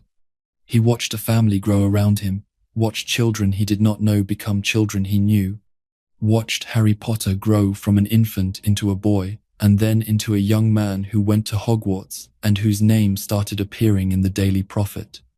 He watched from the shoulder of a red-haired boy who trusted him completely. The specific quality of Pettigrew's cowardice is not, in the end, that he chose survival over loyalty when the choice was presented to him. Many people, placed in that situation, might have made a similar calculation. The specific quality is the subsequent years, the decade of hiding, the willingness to maintain the deception indefinitely, to watch Sirius rot in Azkaban for something Sirius had not done, to watch Harry grow up without his parents, to watch the Weasley family welcome him without knowing what he was. He had more than a decade to reconsider. He reconsidered nothing. There is a moment, during the confrontation in the Shrieking Shack, when Pettigrew is making his case. He explains that the Death Eaters would have killed him if he had not told them about the Potters. He says he was afraid. He says that he was not as brave as Sirius or James. He says this to the people he betrayed, one of whom has been in prison for 12 years for his crime, and he says it expecting them to understand. He is telling the truth. He was afraid. He was not as brave as Sirius or James, but the gap between his explanation and the lives lost and destroyed in the space that explanation covers is so wide that his honesty makes it worse rather than better. Harry spared him. Harry's mercy in that moment, the decision to say that Sirius and Lupin should not become killers on Pettigrew's behalf, was not naive. Harry understood what he was doing. He was making a choice about what kind of person he was going to be, in a situation that would have entitled him to look away from that question entirely. Pettigrew owed Harry a life debt from that moment, and the life debt ultimately killed him, the silver hand turning on him for showing Harry the barest flicker of hesitation. Voldemort's gift became Voldemort's execution tool the moment Pettigrew showed something that looked like humanity. The life debt is the only point in Pettigrew's entire story where he extended anything toward the people he had most catastrophically harmed, and it killed him. This is not a story that offers comfort or a clean moral. It is a story about a person who made one bad choice at a decisive moment and then made that choice permanent by never once attempting to unmake it, until his own body unmade him at the end. The 9 months Bartemius Crouch Jr. spent as Alastor Moody deserve more attention than they sometimes receive, because the operational challenge of what he was doing was extraordinary, and the degree to which he maintained it speaks to a capacity for discipline and focus that, in any other application, would have been impressive in an entirely different way. Alastor Moody was not an easy man to impersonate. He was one of the most famous and most paranoid witches or wizards in Britain. He had spent a career as an auror, catching people who were trying to hide what they were, and he had developed habits of caution and suspicion that he had maintained for decades. He carried a magical eye that could see through invisibility cloaks. He drank exclusively from a personal flask that he had prepared himself, because he trusted no one else's food or drink. He checked every room before entering it. He slept, reportedly, with his wand in his hand. Crouch had to know all of this before he could impersonate Moody convincingly enough to fool an entire school, including Albus Dumbledore. He had presumably interrogated the real Moody during the period when he had Moody locked in the trunk. What Moody knew about himself, about his habits, his speech patterns, his professional history, his relationships with other witches and wizards, Crouch had to extract and memorize and perform. He had to maintain Moody's drinking from the flask habit, while substituting the real polyjuice potion for whatever else Moody usually kept in it. He had to maintain Moody's level of physical paranoia while not appearing so paranoid that people started questioning his behavior. He taught defense against the dark arts for a full academic year. He was, by student accounts, a good teacher, or at least an effective one. He showed students the 3 unforgivable curses in a way that no Hogwarts teacher had previously done, demonstrating them on a spider in front of the class, making the theoretical real. He identified Harry immediately as the student who needed the most preparation for what was coming, and he devoted particular attention to Harry's development in ways that were partly operational and partly, it seems, genuine. He wanted Harry to be capable enough to survive the maze and reach the cup. He had to keep Harry alive for his plan to work. He also had to manage his father. Crouch Sr. was unraveling during this period. He had been controlling his son with the Imperious Curse for years, but the Imperious Curse weakened, or Crouch Jr. found ways around it. And at some point Crouch Sr. lost control of the situation and ended up wandering the Hogwarts grounds in a state of confused guilt and terror. Crouch Jr. intercepted his father, kept him from telling Dumbledore what he knew, fed him to Nagini, transfigured the remains into a bone, and buried it in the ground near Hagrid's hut. He killed his own father, the man who had imprisoned him and hidden him and used him as a secret, and he did it efficiently, as an obstacle rather than as a personal reckoning. Whatever feelings he had about his father were not visible in the action. His unmasking, when it came, was sudden. He had maintained the impersonation for 9 months without significant faltering. The error was bringing Harry to his office after Harry returned from the graveyard, attempting to finish the job himself, rather than waiting for the right moment, talking too much. Dumbledore noticed the absence of Harry and the misdirection of the path, and he came quickly enough to prevent it. The capture, the Veritaserum, the confession, the kiss, all of this happened within hours of his exposure. He went from a 9-month successful deception to nothing in one night. The kiss is worth pausing on. The Dementor's kiss removes the soul from the body continues to live, the person is gone. It was considered, in wizarding law and practice, to be a fate worse than death, and it was applied only for the most severe crimes. It was the sentence carried out on those convicted of the worst things wizarding law recognized. Fudge ordered the kiss before Crouch could be properly questioned about everything he knew. This was a catastrophic error of governance, and it is hard to believe it was an innocent one. Crouch Jr., questioned thoroughly, could have provided information about Death Eater networks, about Voldemort's plans, about who in the Ministry was compromised. All of that information died with the kiss. Fudge said the Dementor had acted within its authority. Dumbledore said the damage was done. Harry said, many years later, that this moment was when he first clearly understood that the Ministry was a more serious problem than it had been presenting itself to be. The boy who had screamed his innocence at his father's tribunal had been many things since then. He had been polyjuiced, imprisoned, a prisoner in his own father's house, and then finally free and finally serving the master he had never stopped believing in. He had been clever, disciplined, and patient. He had been, in the most direct sense possible, his father's murderer. And then he had been kissed, and all of it ended at once, not with a fight or a sentence, but with a Dementor's mouth against his own. Bartemius Crouch Jr., who had believed in Voldemort so completely that he went looking for him after the first fall, who had broken his father's control and found his way back to service, who had engineered one of the most successful infiltrations in the history of the war, ended as an empty shell in a Ministry cell. What he would have done with years of continued service, had the plan at the graveyard not required exposure, is a question the story does not allow to be answered. He was, in the clinical assessment of his capabilities, one of the most dangerous individuals who ever served Voldemort. He was also, in the equally clinical assessment of what devotion without conscience produces, exactly the kind of person the Death Eater movement built and deployed and used up. Igor Karkaroff. He was a coward who survived the First War by selling his friends, and he died for it anyway. Igor Karkaroff was a Death Eater from the First War who was eventually captured by Aurors. He did not go quietly into imprisonment, he bargained. He offered names of other Death Eaters in exchange for his own freedom, and the Ministry, hungry for information about a network that had been difficult to penetrate, accepted the deal. He stood before the Wizengamot and named names. He named Antonin Dolohov, who had already been caught. He named Travers, who had also already been caught. He named Rosier, who was dead.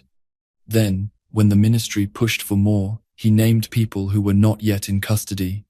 He named Augustus Rookwood, a Ministry employee in the Department of Mysteries who had been passing information to Voldemort from inside the government for years. He named Bartemius Crouch Jr. Crouch Jr.'s name was the most significant one he offered, because Crouch Sr. was the head of the Department of Magical Law Enforcement and the man presiding over the whole process. Karkaroff naming his son was a precise piece of brutality, and it worked. Crouch Jr. was arrested and imprisoned in Azkaban. Karkaroff was freed, and he disappeared into a life far from Wizarding Britain. He reappeared, years later, as the headmaster of Durmstrang, the school of magic from Northern Europe known for its tolerance of and instruction in the dark arts. He had spent the interim constructing a life for himself under a different kind of authority, building walls of respectability and distance between himself and what he had been. The Triwizard Tournament of 1994 brought him back into contact with Dumbledore and with the world he had left. He arrived at Hogwarts in his fur coat and his ship that travelled under the lake, and he was clearly uncomfortable from the beginning. Watchful in the way that people are watchful when they believe they are always one conversation away from exposure.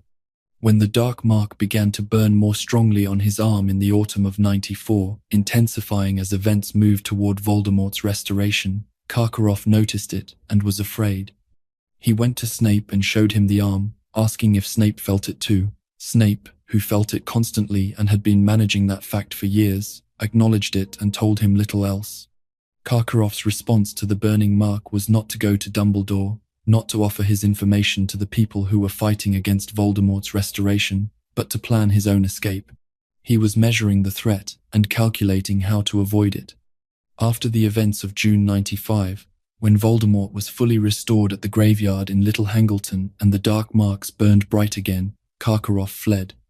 He abandoned Durmstrang immediately, leaving without telling anyone where he was going. He spent the following year moving, alone, trying to stay ahead of what he knew was coming for him. He was killed the following summer, his body found in a forest hut in what was described as a burning ruin. Death Eaters, who had been hunting him, finally caught up. The manner of his death was consistent with the way Voldemort's followers handled traitors, completely and without mercy. What is most revealing about Igor Karkaroff is not what he did to get free of Azkaban, though that is its own kind of portrait. It is the gap between his decision to betray his comrades and his decision, when faced with the same choice again, not to go to the people who might have protected him.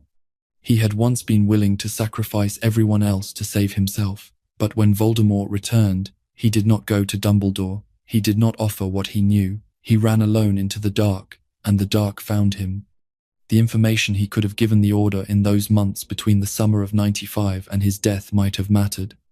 Names of Death Eaters still inside the Ministry, details about operations, the locations of people who were hiding, he had that knowledge. He chose solitude and flight over cooperation, and it cost him his life. Peter Pettigrew. He was called Wormtail, he was a Gryffindor. Those two facts, placed side by side, should tell you something about the limits of houses as predictors of character. Peter Pettigrew attended Hogwarts in the same year as James Potter, Sirius Black, and Remus Lupin. He was not as gifted as any of them. He was nervous, small, inclined to be anxious in social situations, and compensated for this by attaching himself to people who were powerful and confident.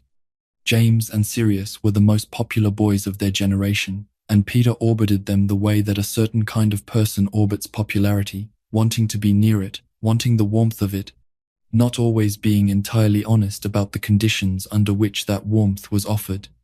The four of them discovered early in their school years that Remus Lupin was a werewolf. James, Sirius, and Peter spent 3 years illegally becoming animagi, wizards who could transform into animals at will, so that they could keep Remus company during his transformations, and prevent him from harming himself. This is a significant fact about Peter Pettigrew, and it tends to get buried under everything else. At age 13 or 14, he undertook a dangerous, illegal magical transformation process in order to protect his friend. He could do it. He was not incapable of loyalty or of difficult things. James became a stag, Sirius became a large black dog, Peter became a rat. A rat has small, sharp teeth. A rat can get into places other animals cannot. A rat is easily overlooked. A rat is the kind of animal that survives things it probably should not survive, not through strength but through smallness and the ability to find gaps. These details do not feel accidental. Peter graduated with the others and joined the Order of the Phoenix. He appeared in the photograph that Alistair Moody showed Harry in the summer of 1995, in a group photo of the original Order, young men and women with their whole lives in front of them, most of whom would be dead within a few years. Peter is there, standing at the edge. Somewhere during the First War, he went to Voldemort. The exact moment of his turning is not documented, but it was before the end of the war, and it was his own decision. He was not placed under the Imperious curse. He was not threatened into it. He chose to approach Voldemort and offer his services as a spy inside the Order of the Phoenix, an organization he had been part of, among people who trusted him completely. When James and Lily Potter needed a secret keeper for the Fidelius charm that would protect them at Godric's Hollow, the plan was originally for Sirius to serve in that role. Sirius was their closest friend, the obvious choice, but Sirius had a thought, and he later spent years in Azkaban with only this thought and its consequences for company. He suggested that they use Peter instead. The logic was that Voldemort would expect Sirius to be the secret keeper, and Peter was so inconspicuous, so unlikely, that it might actually be safer. James and Lily agreed. Peter sold them to Voldemort. He told Voldemort where they were, and on the night of October 31st, 1981, Voldemort went to Godric's Hollow. When Sirius arrived at Godric's Hollow and found the house destroyed, James and Lily dead, and a baby Harry alive, he went looking for Peter. He found him on a street in London.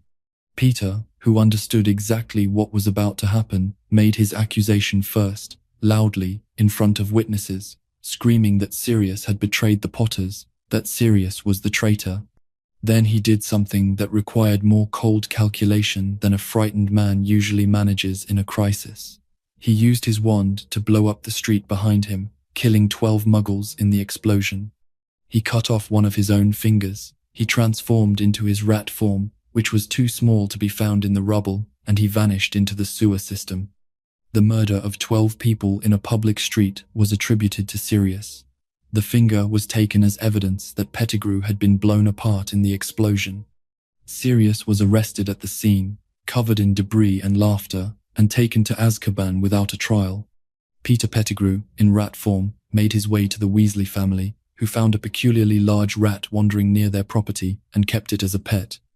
He lived as Scabbers, Ron Weasley's rat, for 12 years. He watched Harry Potter from a distance for 12 years, knew the boy who had survived Voldemort was alive and growing up, and did nothing. It was Sirius's escape from Azkaban in 1993 that undid Pettigrew. Sirius had spent 12 years in prison for a crime he did not commit, and when he finally got out, the only thing he wanted was to find the real betrayer. He knew Pettigrew was Scabbers. The confrontation happened in the Shrieking Shack in March of that year. The truth came out, confirmed by Lupin, who had figured it out, and by Snape, who arrived furious about Sirius's escape.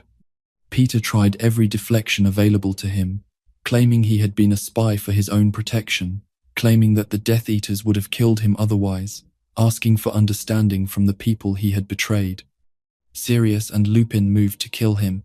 Harry stopped them. He told Sirius and Lupin that Peter should go to Azkaban, that his father would not have wanted them to become killers, and they listened. Peter's hand turned. Voldemort, when he restored Pettigrew's hand after he helped restore Voldemort's body in the graveyard, gave him a silver hand, a magical prosthetic of extraordinary quality. The hand was Voldemort's gift and also Voldemort's leash, a silver hand that obeyed Voldemort before it obeyed Pettigrew. In the cellar of Malfoy Manor, when Harry appealed to whatever debt Pettigrew still owed him for saving his life in the Shrieking Shack, Pettigrew hesitated. The silver hand detected this hesitation and responded to it. It turned on Pettigrew himself, its grip closing around his own throat, and he died there, in the cellar, killed by the hand his master had given him, for a moment of doubt.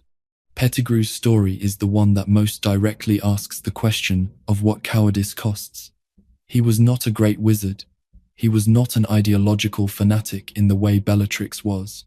He was a frightened man who spent his life attaching himself to strength, and who, when the moment came, and the choice was to stand with his friends or to stand with the most powerful person he could find, chose the most powerful person. He made this choice once, and was trapped in all the consequences of it for the rest of his life.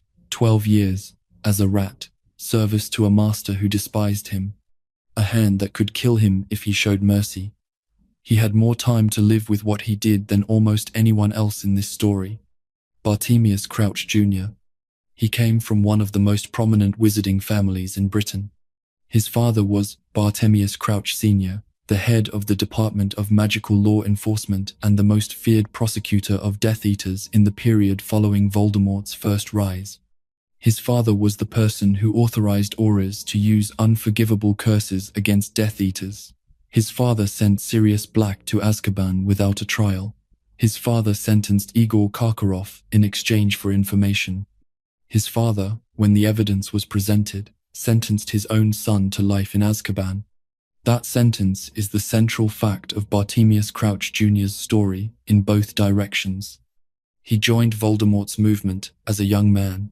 He was described as being devoted to Voldemort in a way that even the other Death Eaters found excessive, a true believer in a circle that contained some people who were not principally motivated by belief.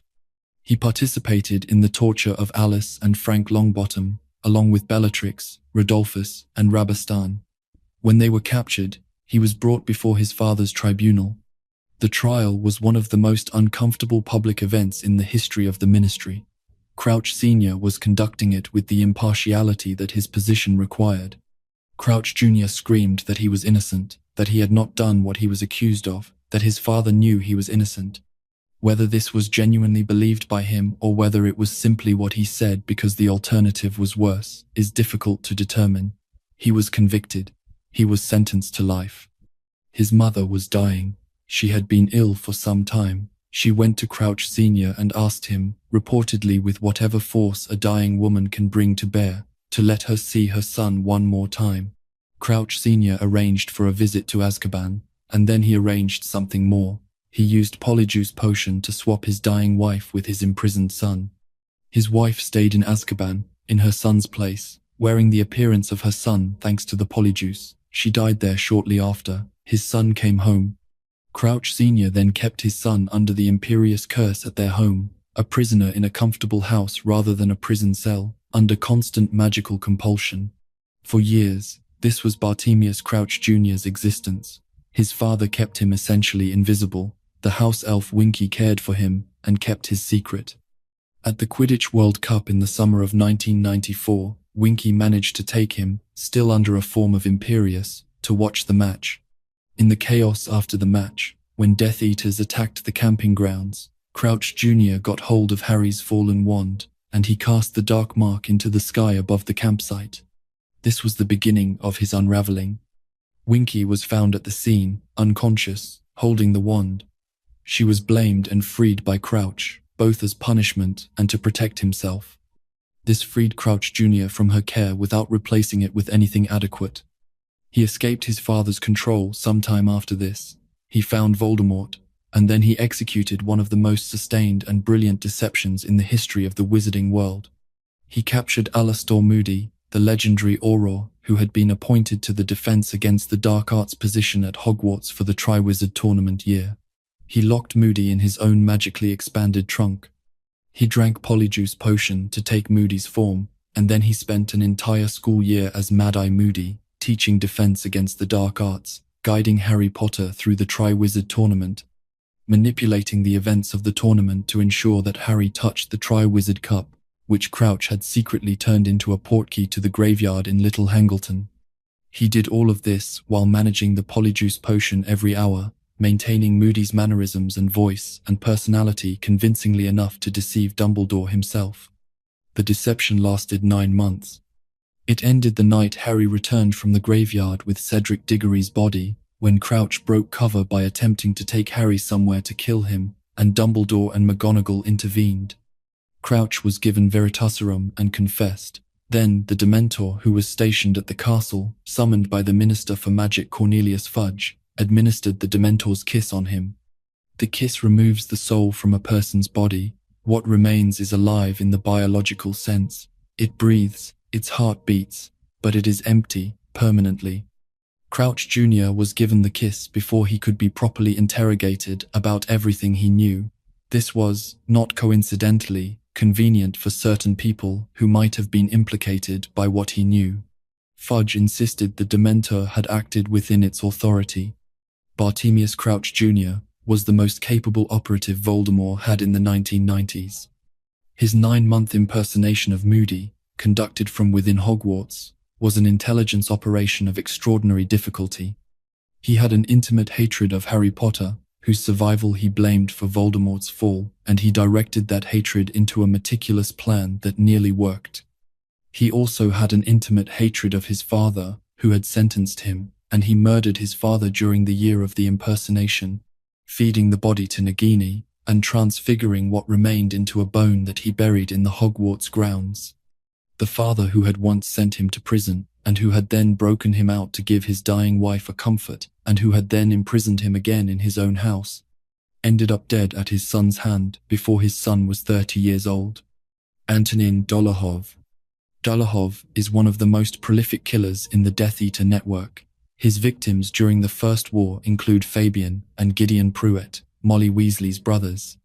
Both Pruitts were described by Moody as having taken 5 Death Eaters with them when they fell, which gives a sense of the quality of what they were up against and what they were fighting back against even at the end.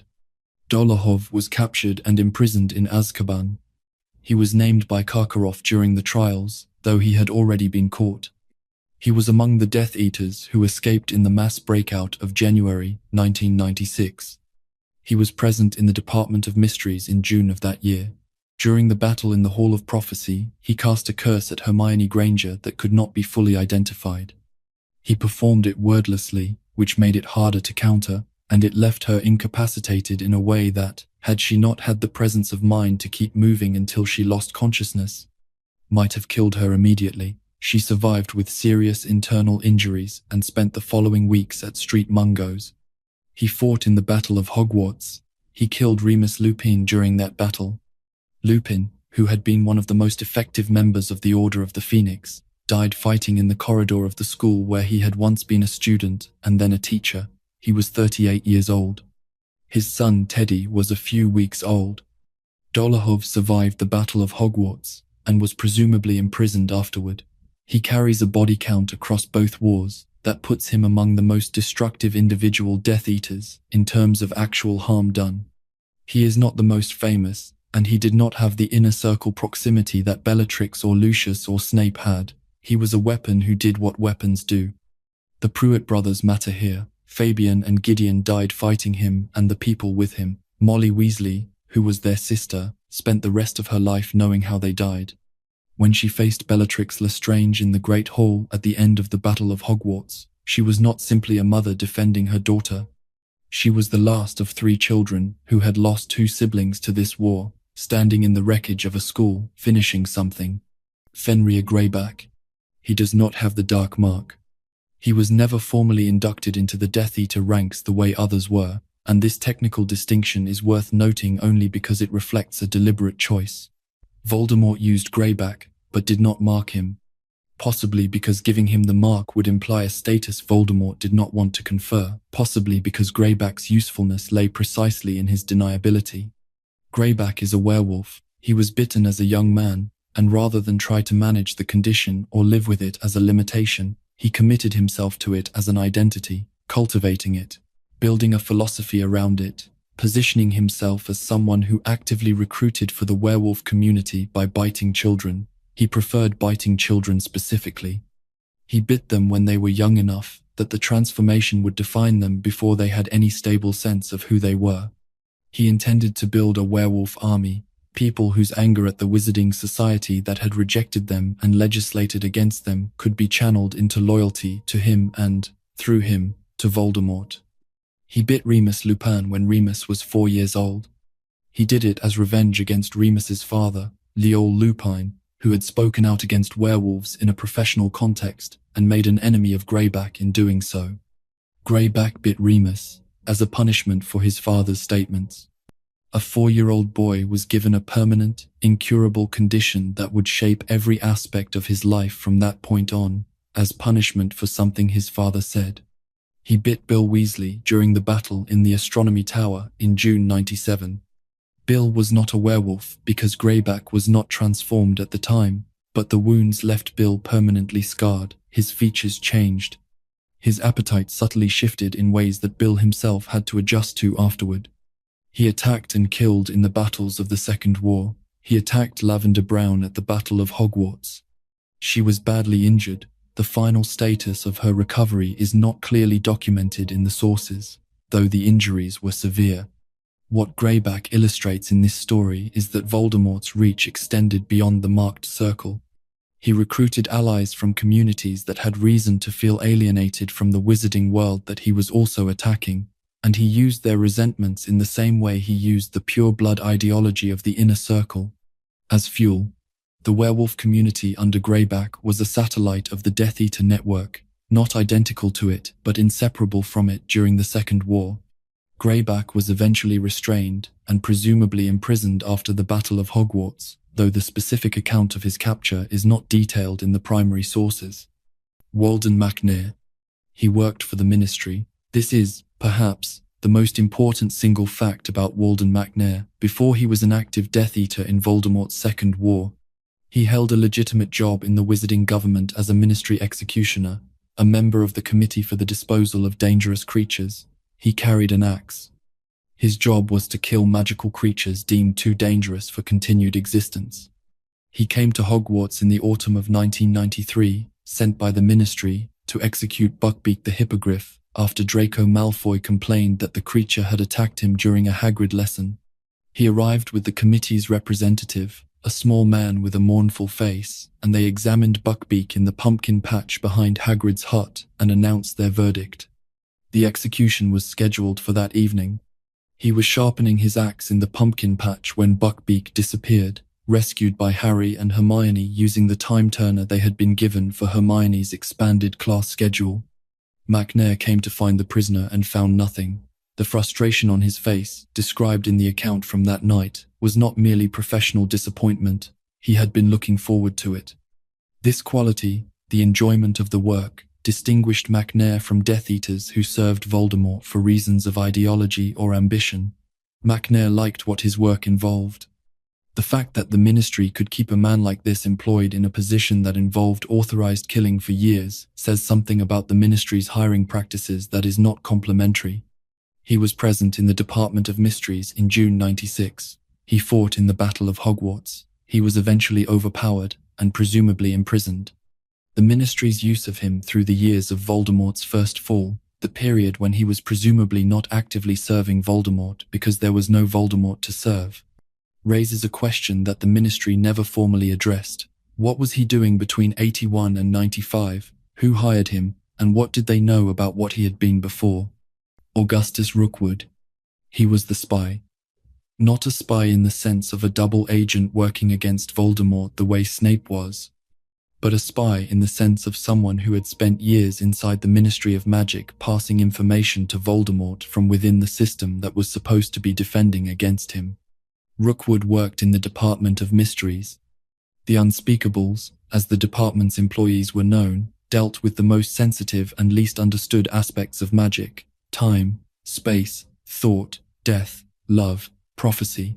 The Hall of Prophecy was located in the Department of Mysteries. The time turners were kept there. The Veil of Death was there. The most secret rooms in the wizarding government were kept in the Department of Mysteries, and Rookwood was working in it. The information he passed to Voldemort was significant enough that Karkaroff identified him specifically during the trials, naming him as someone whose position gave him access to things other Death Eaters could not reach. Rookwood was arrested, tried, and imprisoned in Azkaban on the basis of Karkaroff's testimony. He escaped in the January 96 mass breakout. He was at the Department of Mysteries that same June, which is a detail worth sitting with for a moment. He escaped from Azkaban, and within months, was back in the same building where he had spent years spying, this time as an open combatant rather than a hidden operative. He survived the Battle of Hogwarts, and was imprisoned again.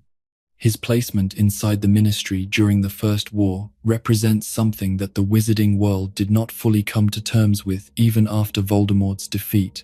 The Death Eater network was not simply an external threat. It was embedded inside the institutions of wizarding governance. People with the Dark Mark were working in the Ministry, collecting Ministry salaries, attending Ministry meetings, and passing what they learned to Voldemort. The corruption was not at the level of policy or ideology alone. It was operational. There were Death Eaters in the building. Alecto Carrow and Amicus Carrow. They were siblings, and they were installed at Hogwarts in September of 1997 when Voldemort's puppet ministry took control of the school.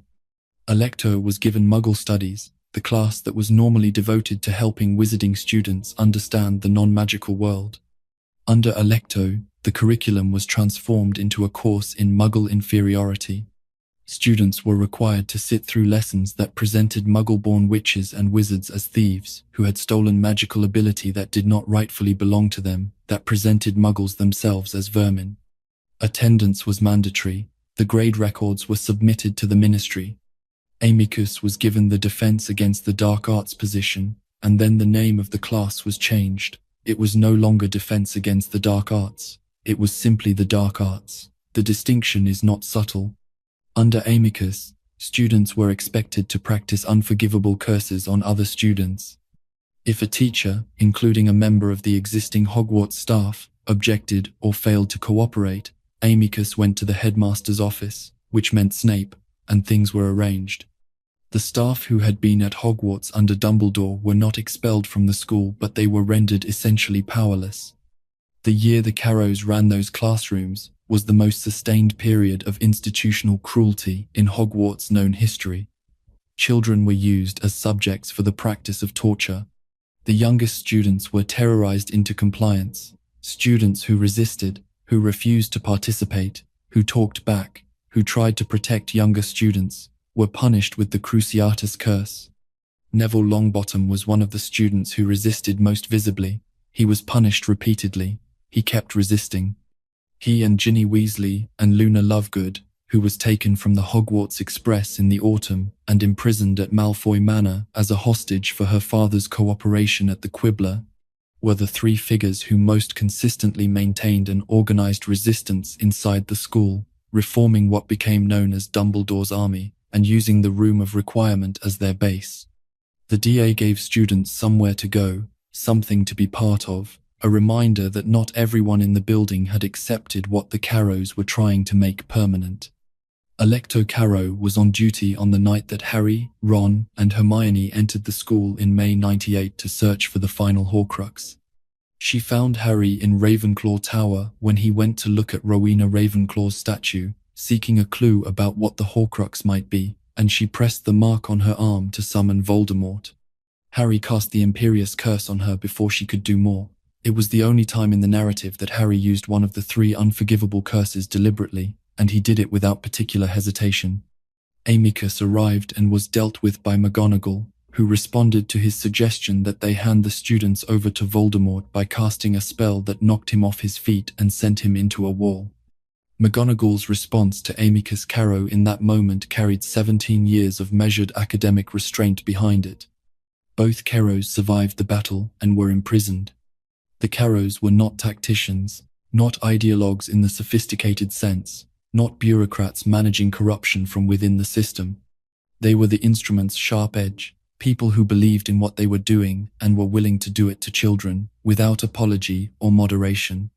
In the history of what Voldemort built, they occupied a specific and necessary role. Someone had to run the schools, someone had to stand in the classroom and make the children afraid.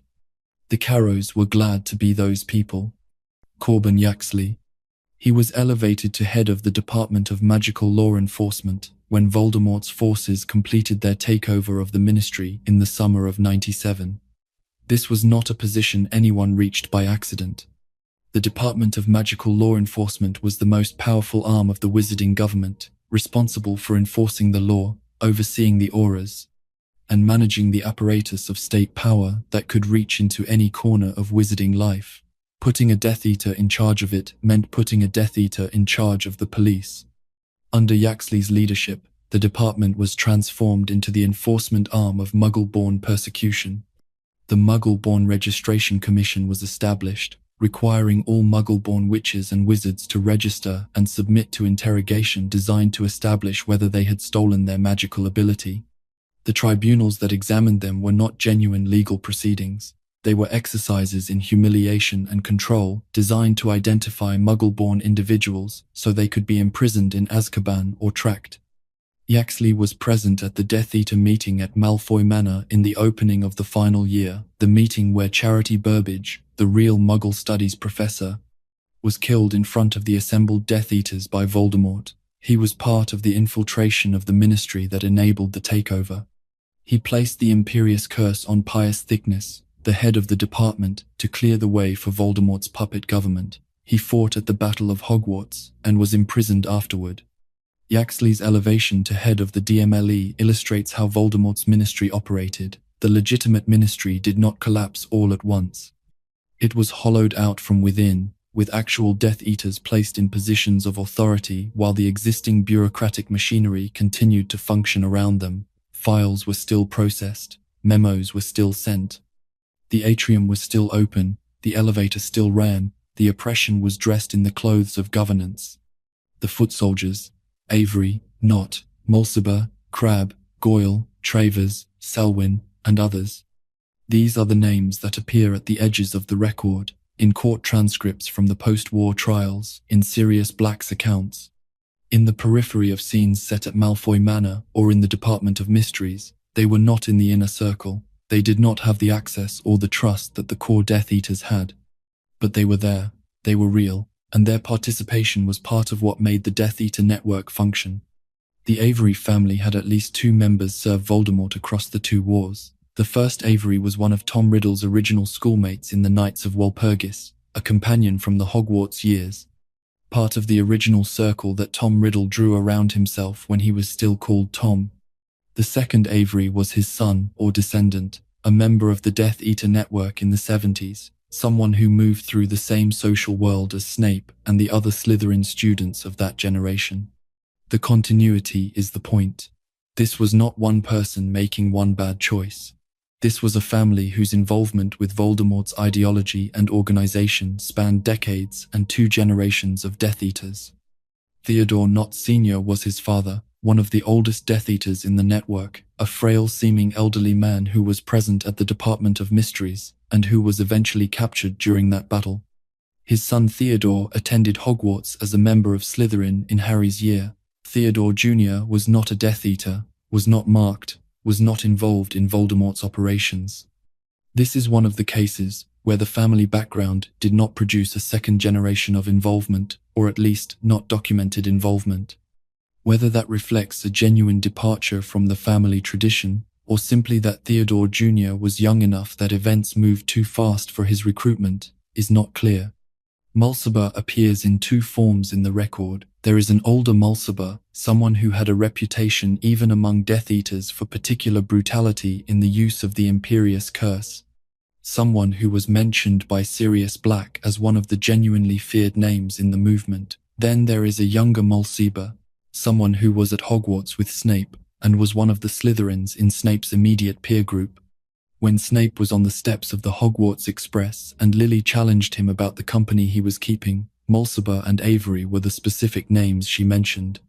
She told Snape she had seen what Mulciber had done to Mary McDonald, a girl in their year, and she could not understand how Snape could still be friends with someone who did things like that. Crabbe Sr. and Goyle Sr. were both Death Eaters during the Second War. Their sons, Vincent Crabbe and Gregory Goyle, attended Hogwarts in Harry's year as Draco's constant companions. Vincent Crabbe died in the Battle of Hogwarts, in the Room of Requirement, when the fiendfire he himself had conjured went out of control. It was a spell he had found in a book and used without understanding how to control it, and it consumed the room, including a significant portion of the Horcrux that Harry and Ron and Hermione had been looking for. Gregory Goyle survived. The fathers were imprisoned after the war. Travers was involved in the killing of the McKinnon family during the First War. Marlene McKinnon, who appeared in Moody's photograph of the original Order of the Phoenix, was killed along with her family in a Death Eater attack, and Travers was identified as one of those responsible. He also appeared at the Department of Mysteries. He survived the Second War and was presumably imprisoned. Selwyn was mentioned at Malfoy Manor and was part of the broader network without distinguishing himself in the detailed record. He was one of several names that appears in group settings without individual action that rises above the level of presence. This is itself informative. The Death Eater network required people who showed up, who followed orders, who were present in numbers that made the network credible as a military and criminal force. Not every follower needed to be Bellatrix or Dolohov. Some just needed to stand in the room and be counted. Gibbon died during the initial Death Eater attack on Hogwarts in June 97, killed by his own side's curse in the chaos of the battle that night. Jugson was present in the Department of Mysteries and was involved in the fighting there. These names represent the outermost rings of the movement, people who accepted the mark, who participated when called, and whose individual stories are largely subsumed in the larger narrative of the war. What this broader group tells us about the Death Eater movement is that it was not a small, tight organization. It was a network with real numbers, and those numbers came from somewhere. They came from families that had been part of the pure-blood social world for generations. They came from young men and women who were recruited at school and who saw their classmates joining and felt the pressure of that. They came from people who believed what they were told about blood and about the future. They came, in some cases, from people who simply wanted to be on the winning side and calculated, in the early days when Voldemort seemed genuinely unstoppable, that standing with him was the better bet. The total count of Death Eaters across both wars ran into the dozens. Many of them served Azkaban time after the First War, either legitimately or briefly, and then were freed. Many of them survived both wars, and were imprisoned, or convicted and sentenced again after Voldemort's final defeat. Some escaped justice entirely, their involvement never definitively proven. The wizarding world after the war had to make decisions about what to do with people who had participated in varying degrees and with varying motivations. Some of those decisions were cleaner than others.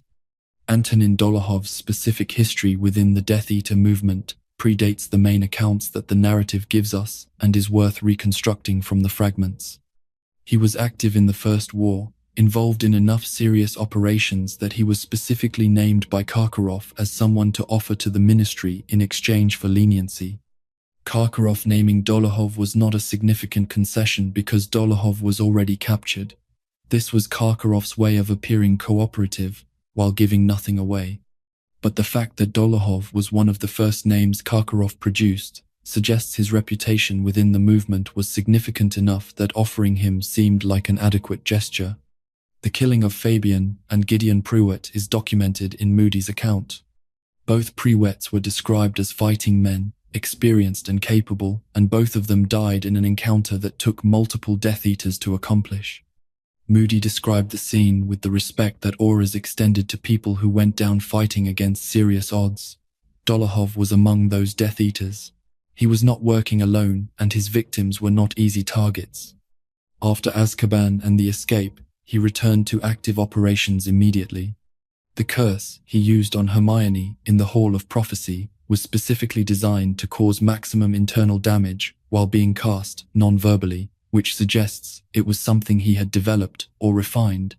A personal technique rather than a standard hexing curse. The choice to use it silently was tactical. It denied the target the fraction of a second's warning that hearing a curse name provides. Hermione survived it because she had the knowledge and the presence of mind to keep moving until she physically could not, and because she was eventually treated at Street Mungos by healers who knew what they were doing. His participation in the Battle of Hogwarts and his killing of Remus Lupin there is recorded without detail about the specific encounter. We know Lupin died in the battle, and we know Dolohov was responsible. We know Lupin was 38 years old and had a son who was a few weeks old. The battle produced hundreds of deaths across both sides, and not every death can be reconstructed with full detail, but Lupin's is among the most significant in terms of what it cost the wizarding world afterward. Fenrir Greyback's ideology, to the extent that he had won beyond appetite and the satisfaction of cruelty, was a werewolf separatism that Voldemort found convenient without particularly endorsing. Greyback wanted a world where werewolves were not classified as dangerous beings, not subjected to the restrictive legislation that governed their daily lives, not denied employment and housing and basic recognition by a society that categorized them by what they became one night a month rather than by anything else about them. This is not an illegitimate grievance.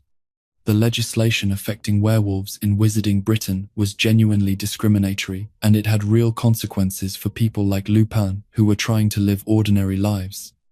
The Social Security Act on werewolves meant Lupin could not maintain employment, could not advance professionally, lived on the financial edge constantly. This was systemic. Greyback's response to this systemic injustice was to build a movement based on biting children and creating more werewolves by force. He did not work to change the legislation. He did not attempt to build a political coalition. He took the worst possible response to a real problem and used the real problem as justification for the worst possible response. His alliance with Voldemort was built on the understanding that Voldemort would give werewolves better standing, which Voldemort had no actual intention of doing. He was using Greyback the way he used everyone, as a means to an end. The children Greyback bitten are not all named in the sources. What is documented is that he preferred them young, that he bit them with the explicit intention of having them grow up werewolves, and that he considered this recruitment. Remus Lupin is the best documented case, because Lupin was a character whose backstory is told with some care, but he was not the only one. There were others, unnamed in the main accounts, who grew up carrying what Greyback had given them, and who presumably had to build their lives around it the same way Lupin did. The transformation Greyback represented in the Death Eater story is not primarily ideological. He was not a true believer in blood purity. He was an opportunist who found an alignment of interests with the most powerful dark wizard of his generation and exploited it for as long as it lasted. In this, he was similar to Lucius Malfoy, except that Lucius was operating from a position of comfort and Greyback from a position of genuine marginalization. The difference in their motivations makes Greyback's choices slightly more understandable without making them forgivable. Walden McNair, as an executioner for the Ministry of Magic, was, in some ways, the most normalized form of darkness in the entire system. The Committee for the Disposal of Dangerous Creatures was a legitimate ministry department with a legitimate function. Magical creatures did sometimes pose genuine dangers. The committee's existence was not inherently wrong. What was wrong was who they hired to carry out the executions, and what that person did with the rest of his time. The specific pleasure McNair appeared to take in his work was noted by multiple witnesses at the Buckbeak incident. He arrived with his axe sharpened and his demeanor suggesting he was looking forward to the task. When Buckbeak disappeared and the execution could not proceed, his reaction was one that read as personal frustration rather than professional disappointment. This is a portrait of a man who had found in ministry employment a cover for tendencies that had nothing to do with public safety, that the ministry employed him through the years between the two wars, that his name was not flagged, that his dark mark was not investigated, that his relationships with known Death Eaters from before the First Fall were not considered relevant to his employment status, reflects the same pattern of institutional indifference that allowed Rookwood to spy from inside the Department of Mysteries for years. The ministry was comfortable with certain kinds of darkness as long as they were presented in the right forms. Augustus Rookwood's access to the Department of Mysteries meant access to some of the most sensitive knowledge in the wizarding world. The things kept in that department, prophecies, the nature of time, the study of death, the physical representation of thought and space, were not just administratively sensitive. They were substantively powerful. A spy inside the Department of Mysteries was not merely giving Voldemort ministry memos. He was giving Voldemort a window into the most protected forms of knowledge that Wizarding Britain maintained. The specific value of his intelligence over his years of operation is not detailed, but the fact that Karkaroff considered him worth naming, the fact that the ministry arrested him specifically on the basis of that naming, suggests that what he had provided was considered significant. He was not peripheral. He was one of the people who gave the Death Eater network real access to things they could not otherwise have reached. His behavior at the Department of Mysteries in '96, participating in the battle there as an open combatant, was a return to the site of his long spying career. Whether this had any significance to him personally, whether there was something satisfying or strange about fighting openly in a place he had spent years in quietly, is not recorded. He fought. He was eventually captured. He was imprisoned again after the Second War. To understand how so many people arrived at the same dark place from different directions, it helps to understand the social world that existed around and before the Death Eater movement. The pure-blood families of Wizarding Britain did not live in isolation from each other. They formed a network that was maintained through social events, marriage alliances, professional relationships, and the shared maintenance of a set of values about what wizarding society should look like and who should be in it. The Sacred 28 were the 28 British pure-blood families listed in a genealogical document published in the early 20th century that claimed to identify the last remaining pure-blood families in Britain. The list included names that appear throughout the Death Eater accounting: Black, Lestrange, Malfoy, Knott, Crabbe, Goyle, Rosier, Avery. These were families who knew each other, who attended the same social events, whose children went to the same school and were sorted into the same house, and grew up with the same understanding of who they were and what they were supposed to do. The Death Eater movement drew heavily from this network without drawing from it exclusively. Not every family on that list produced Death Eaters. Not every Death Eater came from a family on that list. Voldemort himself was half-blood, a fact he concealed from a movement built on the ideology of pure-blood supremacy, which is one of the more staggering hypocrisies in the history of the wizarding world. But the network of old pure-blood families provided the social infrastructure that made rapid recruitment possible. People who already knew each other, already trusted each other, already shared a set of assumptions about the world, were easier to recruit than people who had to be approached cold. The social dinners and gatherings where Voldemort made his initial pitches to old families were not sinister in their surface appearance. They were the same kinds of events these families had been attending for generations. The difference was the content of the conversations and the direction toward which they were being pointed. Voldemort was not simply offering ideology, he was offering action. He was telling people who had been complaining about the degradation of wizarding society for decades that someone was finally going to do something about it, and offering them the chance to be part of doing something about it. The appeal was real. The translation of grievance into violence was what he provided that the social network itself had never quite managed to provide. The families who declined, who stayed out of the movement even though they moved in the same social circles and held some of the same views, tended to decline for pragmatic rather than moral reasons. They were not, in most cases, the pure-blood families who said this is wrong and refused to participate. They were the ones who said this is too risky and we have too much to lose. The Malfoy example is instructive. Lucius participated, and the risk ultimately cost him almost everything. The families who stayed out did not necessarily have better values. They had better risk assessments. Draco Malfoy's 6th and 7th years broke him in ways that left visible marks. The boy who had walked through Hogwarts in the first 5 years with an easy confidence, secure in his family's position, in his house's identity, in the social hierarchy that placed people like him near the top, was not the same person who stood on the astronomy tower in June of the 6th year with his wand pointed at Dumbledore and his hands shaking. He had seen things by that point that the confident boy of the early years had not been equipped to process. He had been present when Voldemort used the Malfoy Manor dining room as an execution chamber, when Charity Burbage, the Muggle Studies professor who had written about Muggle-born witches and wizards for the Daily Prophet, was killed above the table where the Malfoy family ate dinner. He had watched people be tortured in his family's home. He had received orders from a man who had made absolutely clear that the Malfoy family's continued existence depended on Draco's performance, and that the performance required him to kill someone who was, by any measure Draco had been given, the greatest wizard alive. He was not trained for this. He was not emotionally or morally prepared for it. He had been raised to believe in blood supremacy, but he had not been raised to be a killer, and the discovery that the ideology led, under Voldemort's direction, to the requirement of murder was something he had not anticipated. This is the most important gap in the Malfoy family's calculation. They had been able to hold the philosophy and the social network without ever being required to translate it into the most direct forms of violence. The First War had provided a buffer, the Second War removed it.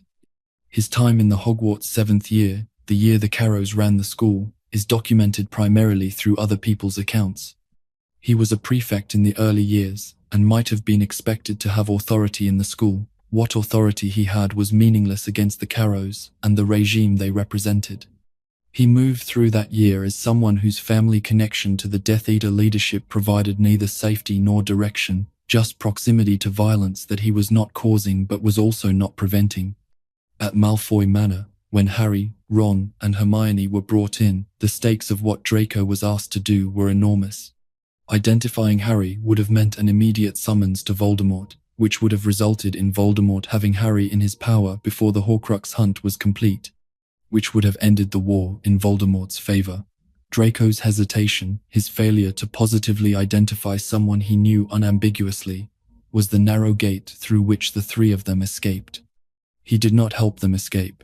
He did not do what Regulus Black did. He did not make an active choice to sacrifice himself for the right thing.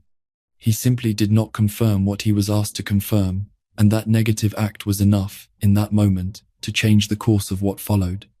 He stood in his family's home, surrounded by Death Eaters who were his family's guests, looking at the boy he had antagonized for 6 years, and he said he was not sure. His post-war life reflects the difficulty of building an identity after you have been defined, publicly and permanently, by the worst years of your adolescence. He was known as a Death Eater's son, as someone who had carried the mark, as someone who had been assigned to kill Dumbledore. He could not undo any of that. What he could do was choose, as an adult with actual freedom of choice, who he was going to be. His professional work in alchemy, his marriage to Astoria, the way they raised Scorpius, these were not dramatic gestures or public reckonings. They were the quieter, slower work of trying to become something different than you were handed. The mark faded. It did not disappear. He wore long sleeves. The relationship between Narcissa Malfoy and her sisters is one of the threads that runs beneath the surface of the entire story without often being fully examined. She was the middle sister. Bellatrix was eldest, Andromeda youngest. All three were sorted into Slytherin. All three were educated in the Black family's values. All three made choices in early adulthood that sent them in radically different directions. Andromeda chose Ted Tonks. She was blasted off the family wall. She spent the decades of the wars estranged from her family of origin, building a life in the Muggle world and the Wizarding world's more inclusive corners, raising a daughter named Nymphadora, who became an Auror and a member of the Order of the Phoenix, and who died at the Battle of Hogwarts at 24 years old, a few weeks after her son was born. Bellatrix chose Voldemort. She is the Black sister who most completely embodied the family's values taken to their extreme logical end. She married Rodolphus, served Voldemort, went to Azkaban, came back and served Voldemort again, and died for it. Narcissa chose Lucius. This is the middle path, in both family position and in what it required of her. She inhabited the world of pure blood privilege without directly participating in the worst of what that world produced. At least not until the Second War forced the situation to a point where standing aside was no longer possible. Her relationship with Bellatrix in the Second War period is complicated. They were clearly still in contact, still functionally allied, and Narcissa went to Bellatrix first when she needed help approaching Snape about the unbreakable vow. But the two sisters are not similar people and do not appear to have been close in the way that a shared ideology might produce. Bellatrix was contemptuous of what she considered Narcissa's excessive attachment to her son and husband, her unwillingness to sacrifice personal things for the cause. Narcissa, who had watched Bellatrix go to Azkaban and come out diminished in the ways that Azkaban diminished people and seemingly untroubled by those diminishments, probably did not find her sister uncomplicated to be around. The unbreakable vow, the meeting with Snape at his house in Spinner's End in the summer before Draco's 6th year, is one of the most consequential private meetings in the entire timeline. Narcissa went without telling Lucius, which she would not have done if she expected him to approve. She went to the person she believed, correctly, as it turned out, was someone who would genuinely attempt to protect Draco. She was right about Snape, in a way that almost no one else was right about Snape.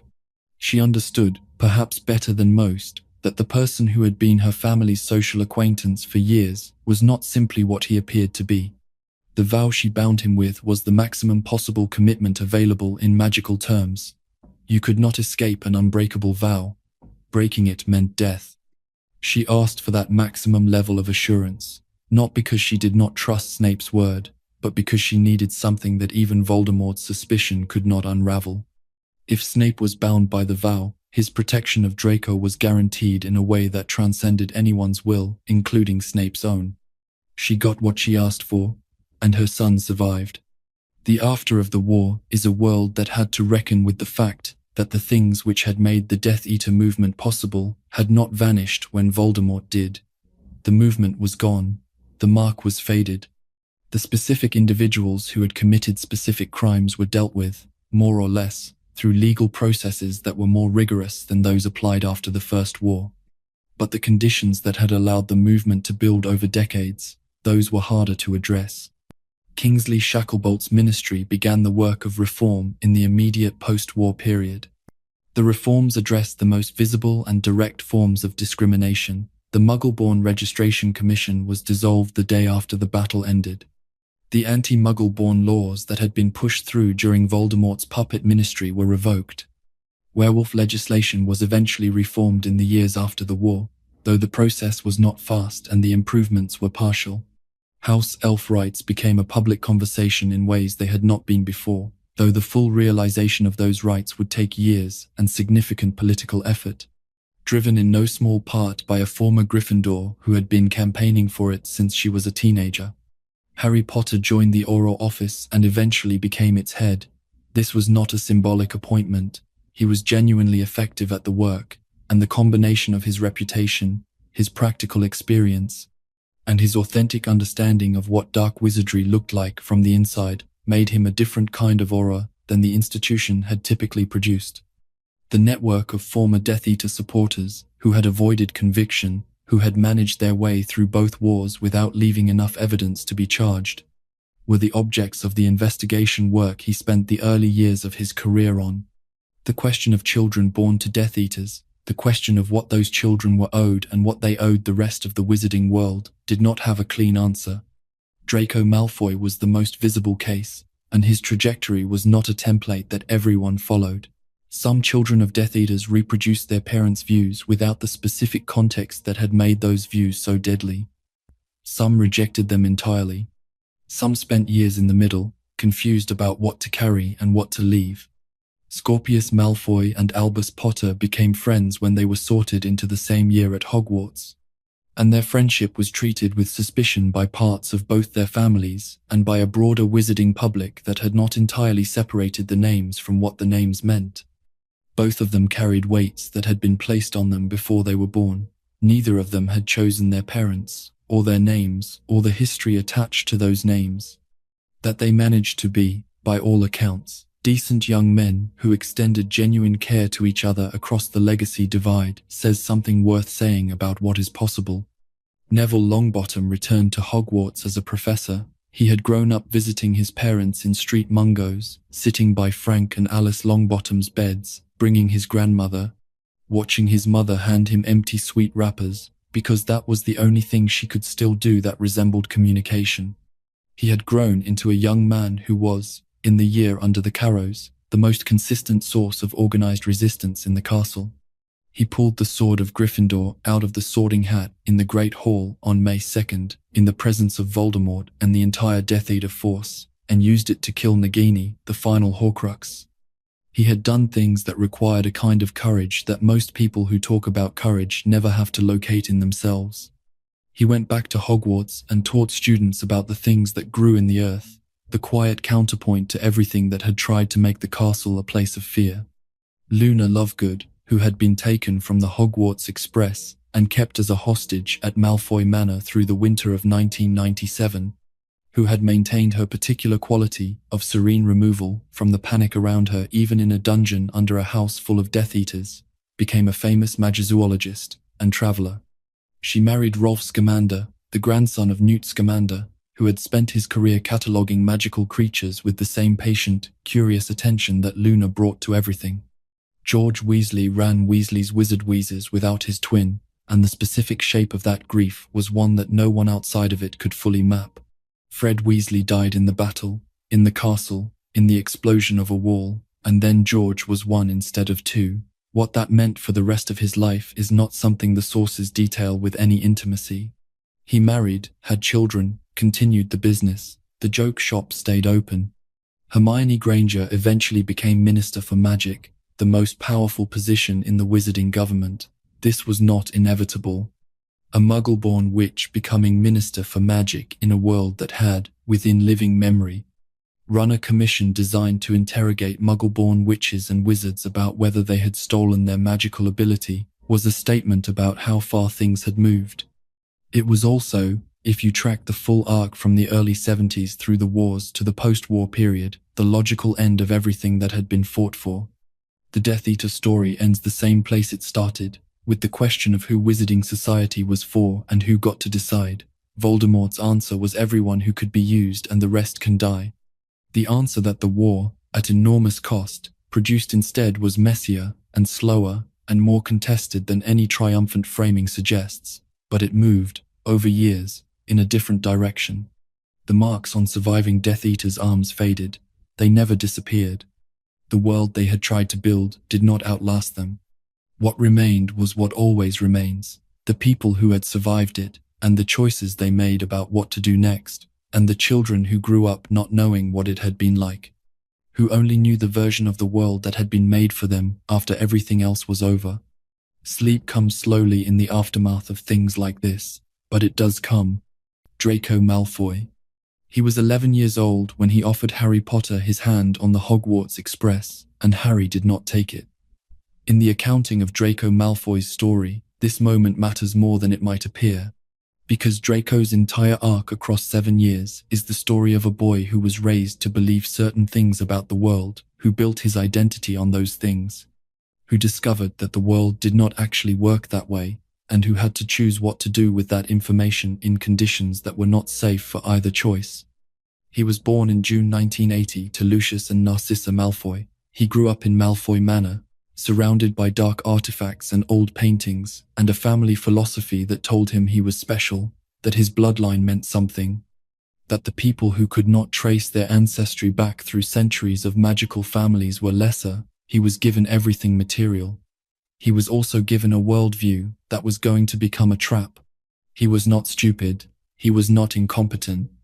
He was a talented student in several areas, particularly potions, where he frequently matched Harry in practical skill, even if Harry usually had the narrative advantage in the big moments.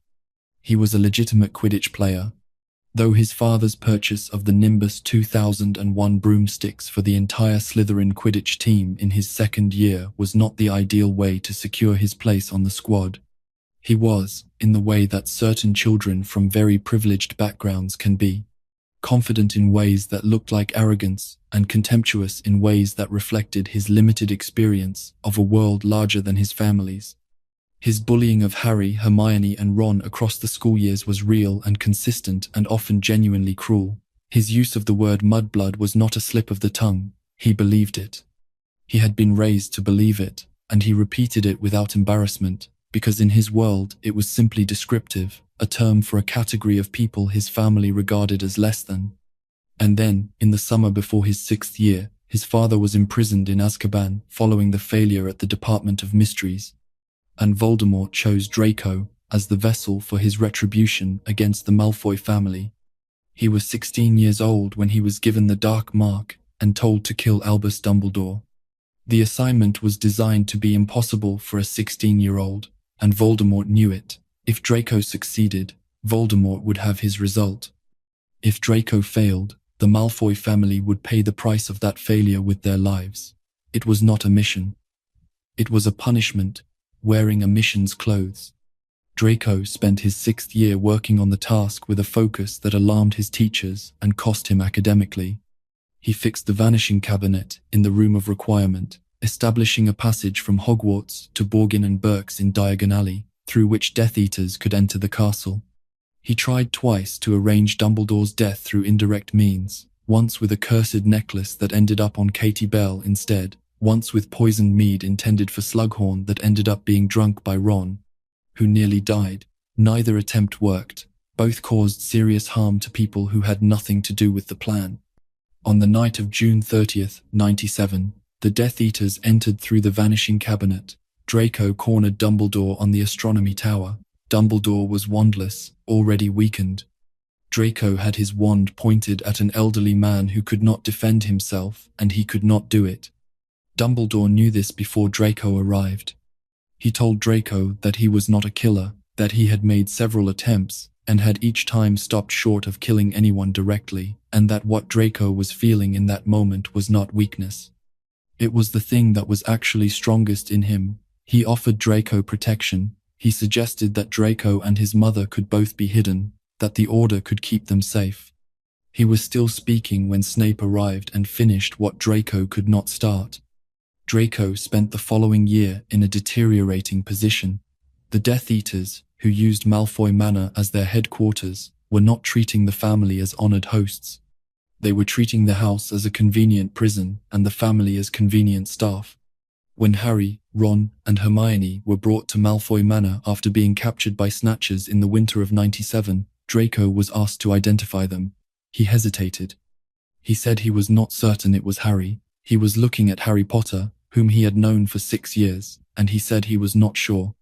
This was the moment when everything his family had built and believed and spent was cashed in for something they had not planned for. Narcissa would lie to Voldemort's face to protect her son. And Draco would stand in his own home and say he was not certain about something he was completely certain about, because in that moment, sending 3 people to their death was something he was not willing to do. He had a line. He had found it in the worst possible place and under the worst possible circumstances, but it was there. He survived the Battle of Hogwarts. He spent most of it trying to find his parents. After Voldemort's defeat, the Malfoy family's situation was complicated. They had served, and they had also, at several critical moments, chosen to withhold. The outcome was that neither Draco nor Narcissa were imprisoned. Lucius was convicted for his second war service. Draco grew up. He became a professional researcher in the wizarding world, specializing in alchemy. He married Astoria Greengrass, who had a different family philosophy than the one Draco had been raised with. She did not believe in blood purity in the way the old families did, and she and Draco brought up their son Scorpius with what appears, from the available accounts, to have been a genuinely different set of values than the ones Draco had been given. Scorpius Malfoy grew up to become one of the most decent and unassuming young men of his generation, friends with Albus Potter, carrying none of the entitlement or cruelty that had defined his father's school years. The mark was on Draco's arm. He did not deserve that mark in the sense of having chosen it freely, having sought it, having demonstrated by any sustained act that he was committed to what it represented. He was 16 and frightened and had been maneuvered into it by a man who had no interest in what happened to him personally. He wore it for the rest of his life. Whether the mark changed as the rest of him changed, whether it faded with Voldemort's death the way the marks on the other Death Eaters faded, is something the sources do not address directly. What is documented is that in the years after the war, Draco Malfoy lived quietly, contributed to the wizarding world in professional ways, and raised a son who was nothing like the boy Draco himself had been. That is, in its way, its own kind of answer. Narcissa Malfoy. She was not a Death Eater, she never carried the mark. In the strict categorical sense, she does not belong in this account at all.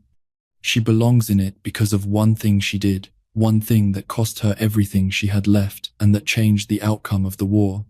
Narcissa was the middle of the three Black sisters, younger than Bellatrix, older than Andromeda. She was educated at Hogwarts in the late 60s. She married Lucius Malfoy in 77.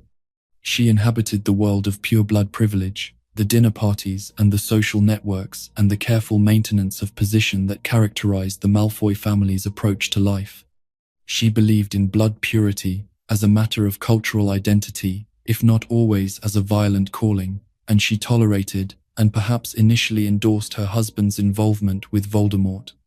But by the time the Second War was underway, Narcissa's primary motivation was not ideology, it was her son. Draco was the single thing she could not lose. When Voldemort assigned Draco to kill Dumbledore, Narcissa went to Severus Snape and bound him with the unbreakable vow, the most absolute of magical commitments, that he would protect Draco, that he would carry out the assignment if Draco could not, that he would not allow Draco to be killed for failing to do something he could not do. An unbreakable vow, broken, means death. Snape accepted. He clasped her hand and he meant it, because the unbreakable vow aligned exactly with what Dumbledore had also asked him to do, which was to kill Dumbledore himself when the time came. The pivotal moment came in the Forbidden Forest on the morning of May 2nd, 1998. Voldemort had just hit Harry Potter with the killing curse, believing Harry to be dead. Harry was not dead. For reasons connected to the nature of the Horcrux that had lived inside him, and to the fact that Voldemort had unknowingly tethered his own life to Harry's when he used Harry's blood to restore his body in the graveyard. But he was unconscious and unresponsive, and Voldemort asked someone to check. He asked Narcissa. She walked toward Harry's body. She knelt beside him. She turned him over. She checked for a pulse, and she found one. She leaned close to his face, close enough that the conversation was private, and she whispered a question. Is Draco alive? Is he still in the castle? Harry told her yes. He whispered it. Narcissa Malfoy stood up and told Voldemort that Harry Potter was dead. She lied to Voldemort's face, in the middle of his army, in a forest surrounded by Death Eaters, with the most accomplished Legilimens in the world standing 10 feet away.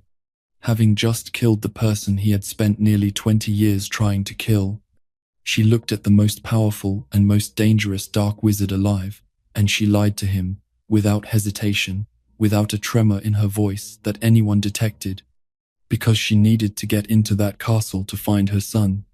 Her lie allowed Harry to be carried back to the school, alive, present, able to act when the moment required it. Her lie was the margin. It was the thing that gave Harry the few minutes he needed to get from the forest to the castle and to the final confrontation. She was questioned after the war. She was not prosecuted. The Wizengamot, weighing what the Malfoy family had done in the final hours against what they had been for the decades before, came to a conclusion that satisfied some people more than others. But the specific lie in the forest, the decision to look into Voldemort's eyes and tell him Harry was dead, was understood clearly for what it was and weighted accordingly. Narcissa did not lie for the Order of the Phoenix. She did not lie because she believed in Harry or in the prophecy or in anything except getting her son back. She was a mother who had everything stripped away and found, at the bottom of everything, a line she would not cross, even with Voldemort standing 3 feet away. The lie was for Draco. Everything about Narcissa Malfoy in those final hours was for Draco, but the outcome of the lie, unintended, unmeasured, was the survival of the war's only hope. We are almost at the end of tonight's story. Before we reach the close, if this is the kind of content you come back to at night, subscribing to the channel is the best way to make sure you don't miss a new one. We release long-form Harry Potter lore regularly, everything from specific characters to the full histories of places, objects, and events. You can also let me know in the comments who you want to hear about next. The list is long. Now, a few last things to say before we let this one rest. The legacy. What Voldemort built over 40 years was not simply a criminal organization or a political movement, though it was both of those things. It was a structure that reflected and magnified everything that was already wrong in wizarding society, everything that had been quietly true for centuries before Tom Riddle came along and decided to make it loudly true. The blood purity ideology did not originate with Voldemort. It was already in the houses of the old families when he was a child at an orphanage who had never heard of any of this. He did not invent the idea that Muggleborns were lesser, that the old bloodlines were worth protecting at the expense of others, that the wizarding world should be organized around an aristocracy of birth rather than of demonstrated ability. He found that idea already operational, already shaping hiring decisions and marriage choices and social networks, and he turned it into a weapon. The Ministry of Magic, for all its faults, was not a Death Eater organization before Voldemort's return. But it was an organization that had spent centuries making space for the kind of thinking that Death Eaters weaponized, the treatment of house elves as property rather than persons, the classification of werewolves as subhumans, which produced, among other things, the poverty and social exclusion that made the werewolf community vulnerable to exploitation by people like Greyback, the anti-Muggle sentiment that was considered politely acceptable in many circles, the deference to old family names that allowed people like Lucius Malfoy to buy their way out of consequences and back into positions of influence. After Voldemort's final defeat, the wizarding world had to decide how to deal with all of this. The Death Eaters, who had survived, were prosecuted, in most cases. People who had served under the Imperious Curse, genuinely or claimed, were evaluated case by case with more rigor than had been applied after the First War. The Muggleborn Registration Commission was disbanded immediately. Kingsley Shacklebolt became Minister for Magic and began a reform period that addressed, at least in some of its dimensions, the structural conditions that had made the Death Eater network possible. Harry Potter, Ron Weasley, and Hermione Granger all joined the ministry in the years after the war. Harry and Ron became Aurors. Hermione eventually became Minister for Magic herself. Neville Longbottom, whose parents had been destroyed by 4 Death Eaters, including Bellatrix, became a herbology professor at Hogwarts, teaching in the same school where he had spent a year under the Carrows, where he had been punished for not participating in the torture they required of students, where he had kept a resistance alive in the Room of Requirement simply by refusing to stop. The marks on the Death Eater's arms faded when Voldemort died. They did not disappear. Draco Malfoy, as an adult, was noted to wear long sleeves. The faded mark was permanent, visible, a fact about a person's history that could not be removed. Among the children of Death Eaters, the outcomes varied. Draco, as we have seen, built a life that looked nothing like his parents. Theodore Nott found his own path. The children who had grown up most directly in the shadow of the ideology and the war had to decide, as adults, whether to inherit or reject what they had been given. What the complete accounting of every Death Eater reveals, when you lay them out and look at them together, is that there was no single type. There was Bellatrix, who chose this with her whole self and kept choosing it through 14 years in Azkaban. There was Regulus, who chose it and then chose against it and died before anyone knew the full story of that second choice. There was Snape, who served on both sides simultaneously for nearly 20 years and whose loyalty was to a dead woman rather than to any living cause. There was Peter, who chose comfort and survival and spent his life in the cage that choice built around him. There was Draco, who was handed a choice he was not old enough to make and who found, in the worst possible moment, that he could not go all the way in the direction he had been pointed. There were the Carrows, who enjoyed it. There was Macnair, who was glad for the work. There was Karkaroff, who sold everyone he knew and then ran from what he had been and died alone in a burning hut. There was Lucius, who spent decades maintaining the pretense of respectability while the mark waited on his arm, who watched everything he had worked for unravel in the final years, who stood in the Great Hall after the battle and held his wife's hand and waited to learn what the people who had just won were going to do with him. None of these people were born inevitable. The most frightening thing about the Death Eater story is not the magic, not the curses, not the specific horrors of what was done to individuals or to communities. The most frightening thing is how ordinary most of the choices were at the beginning. A young man accepting an invitation from someone impressive, a family passing down what it believed, a frightened person deciding that survival mattered more than loyalty, an angry person deciding that someone who humiliated them was now an enemy to be destroyed rather than a person to be understood. The scale of the consequences came later. The scale of the consequences is always what comes later. For tonight, though, we have come to the end of the accounting, every name spoken, every choice traced back to where it started, every consequence followed to where it landed. The castle is quiet now, the corridors are empty, the mark on every arm has faded to something pale and permanent and still. If this is where sleep finds you, let it come. The stories will be here in the morning, the same as they always are, waiting at the edge of the dark. Thank you for spending tonight in this world with me. Rest well. The Dark Mark deserves its own accounting, separate from the individual stories of the people who wore it, because it was not simply a tattoo or a brand. It was an invention, something Voldemort designed with specific purposes in mind, and those purposes tell you something about how he understood loyalty and how he intended to sustain it. He performed the ceremony himself. Each time, every Death Eater received the mark from Voldemort's wand, directly, in a private or semi-private ritual. This was not delegated. This was not something a lieutenant could do on Voldemort's behalf. The mark had to come from him specifically, which meant that every person who bore it had been in Voldemort's presence at the moment of its inscription, had looked at him directly, had chosen to extend their arm or had it extended for them. The marking was intimate in a way that the scale of the movement might obscure. Voldemort knew every person he marked, or had assessed them closely enough to mark them, which means the network was never so large that he lost track of who was in it. The ability to summon through the mark was central to its design. When Voldemort pressed his wand to his own mark, all other marks burned simultaneously, and every Death Eater who bore one felt the call. The call was not optional. There is no account of a Death Eater who successfully ignored it. The mark functioned as a direct neural link between Voldemort and his followers, a connection that was maintained across any distance, that could not be blocked by occlumency or disillusionment or physical barriers.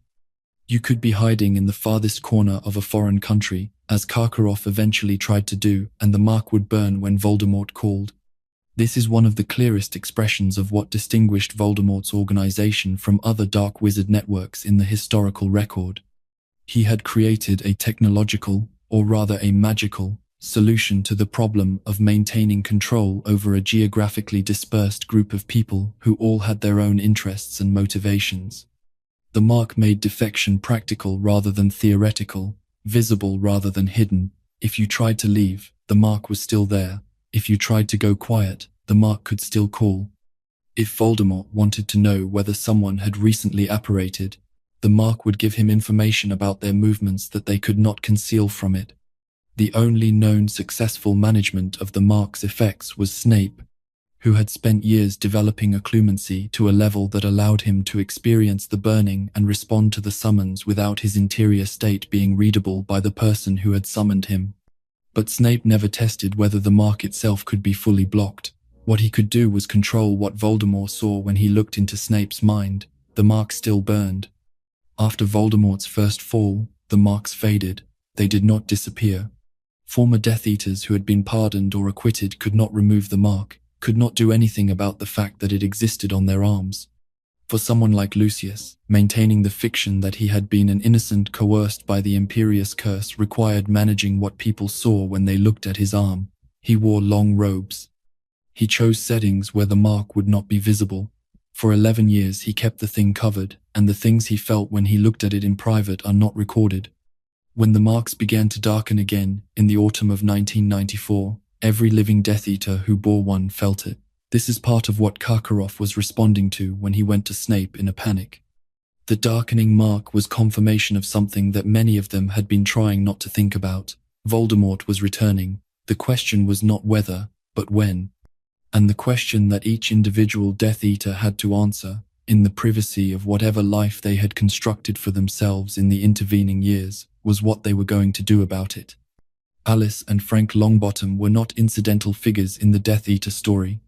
They were two of the most effective auras of their generation, members of the Order of the Phoenix who had personally defied Voldemort 3 times, which is the same criterion described in the prophecy about Harry.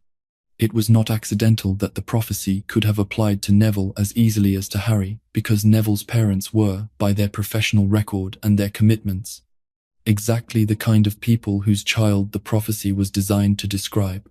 Frank Longbottom was described by members of the Order as one of the finest auras the Ministry ever produced. Alice was equally capable. They were both young, both married, both parents of a 10-month-old son. When the war ended, and the chaos of the immediate post-war period resulted in what happened to them in November of 1981.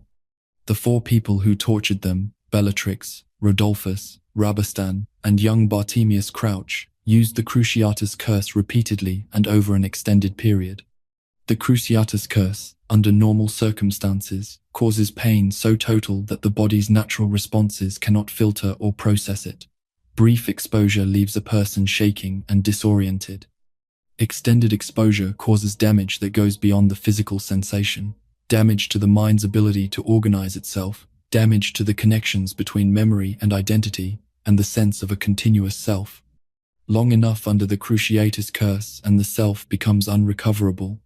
Alice and Frank's injuries were of the permanent kind. When they were found, they were alive, but whatever had been damaged by the sustained use of the curse on them could not be repaired. The healers at Street Mungo's who treated them were never able to restore what had been taken.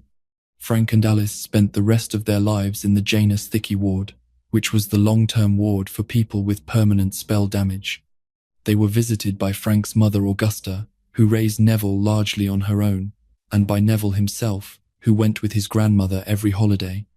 The specific cruelty of what was done to the Longbottoms, compared to simply killing them, is something the sources do not always dwell on, but that is worth sitting with.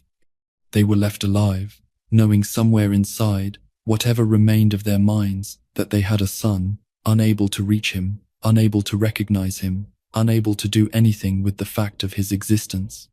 Neville grew up with parents who were physically present in the world, who were alive, who were visible to him, and who could not be reached. He brought them sweets on visits. His mother gave him empty wrappers. She did not know who he was.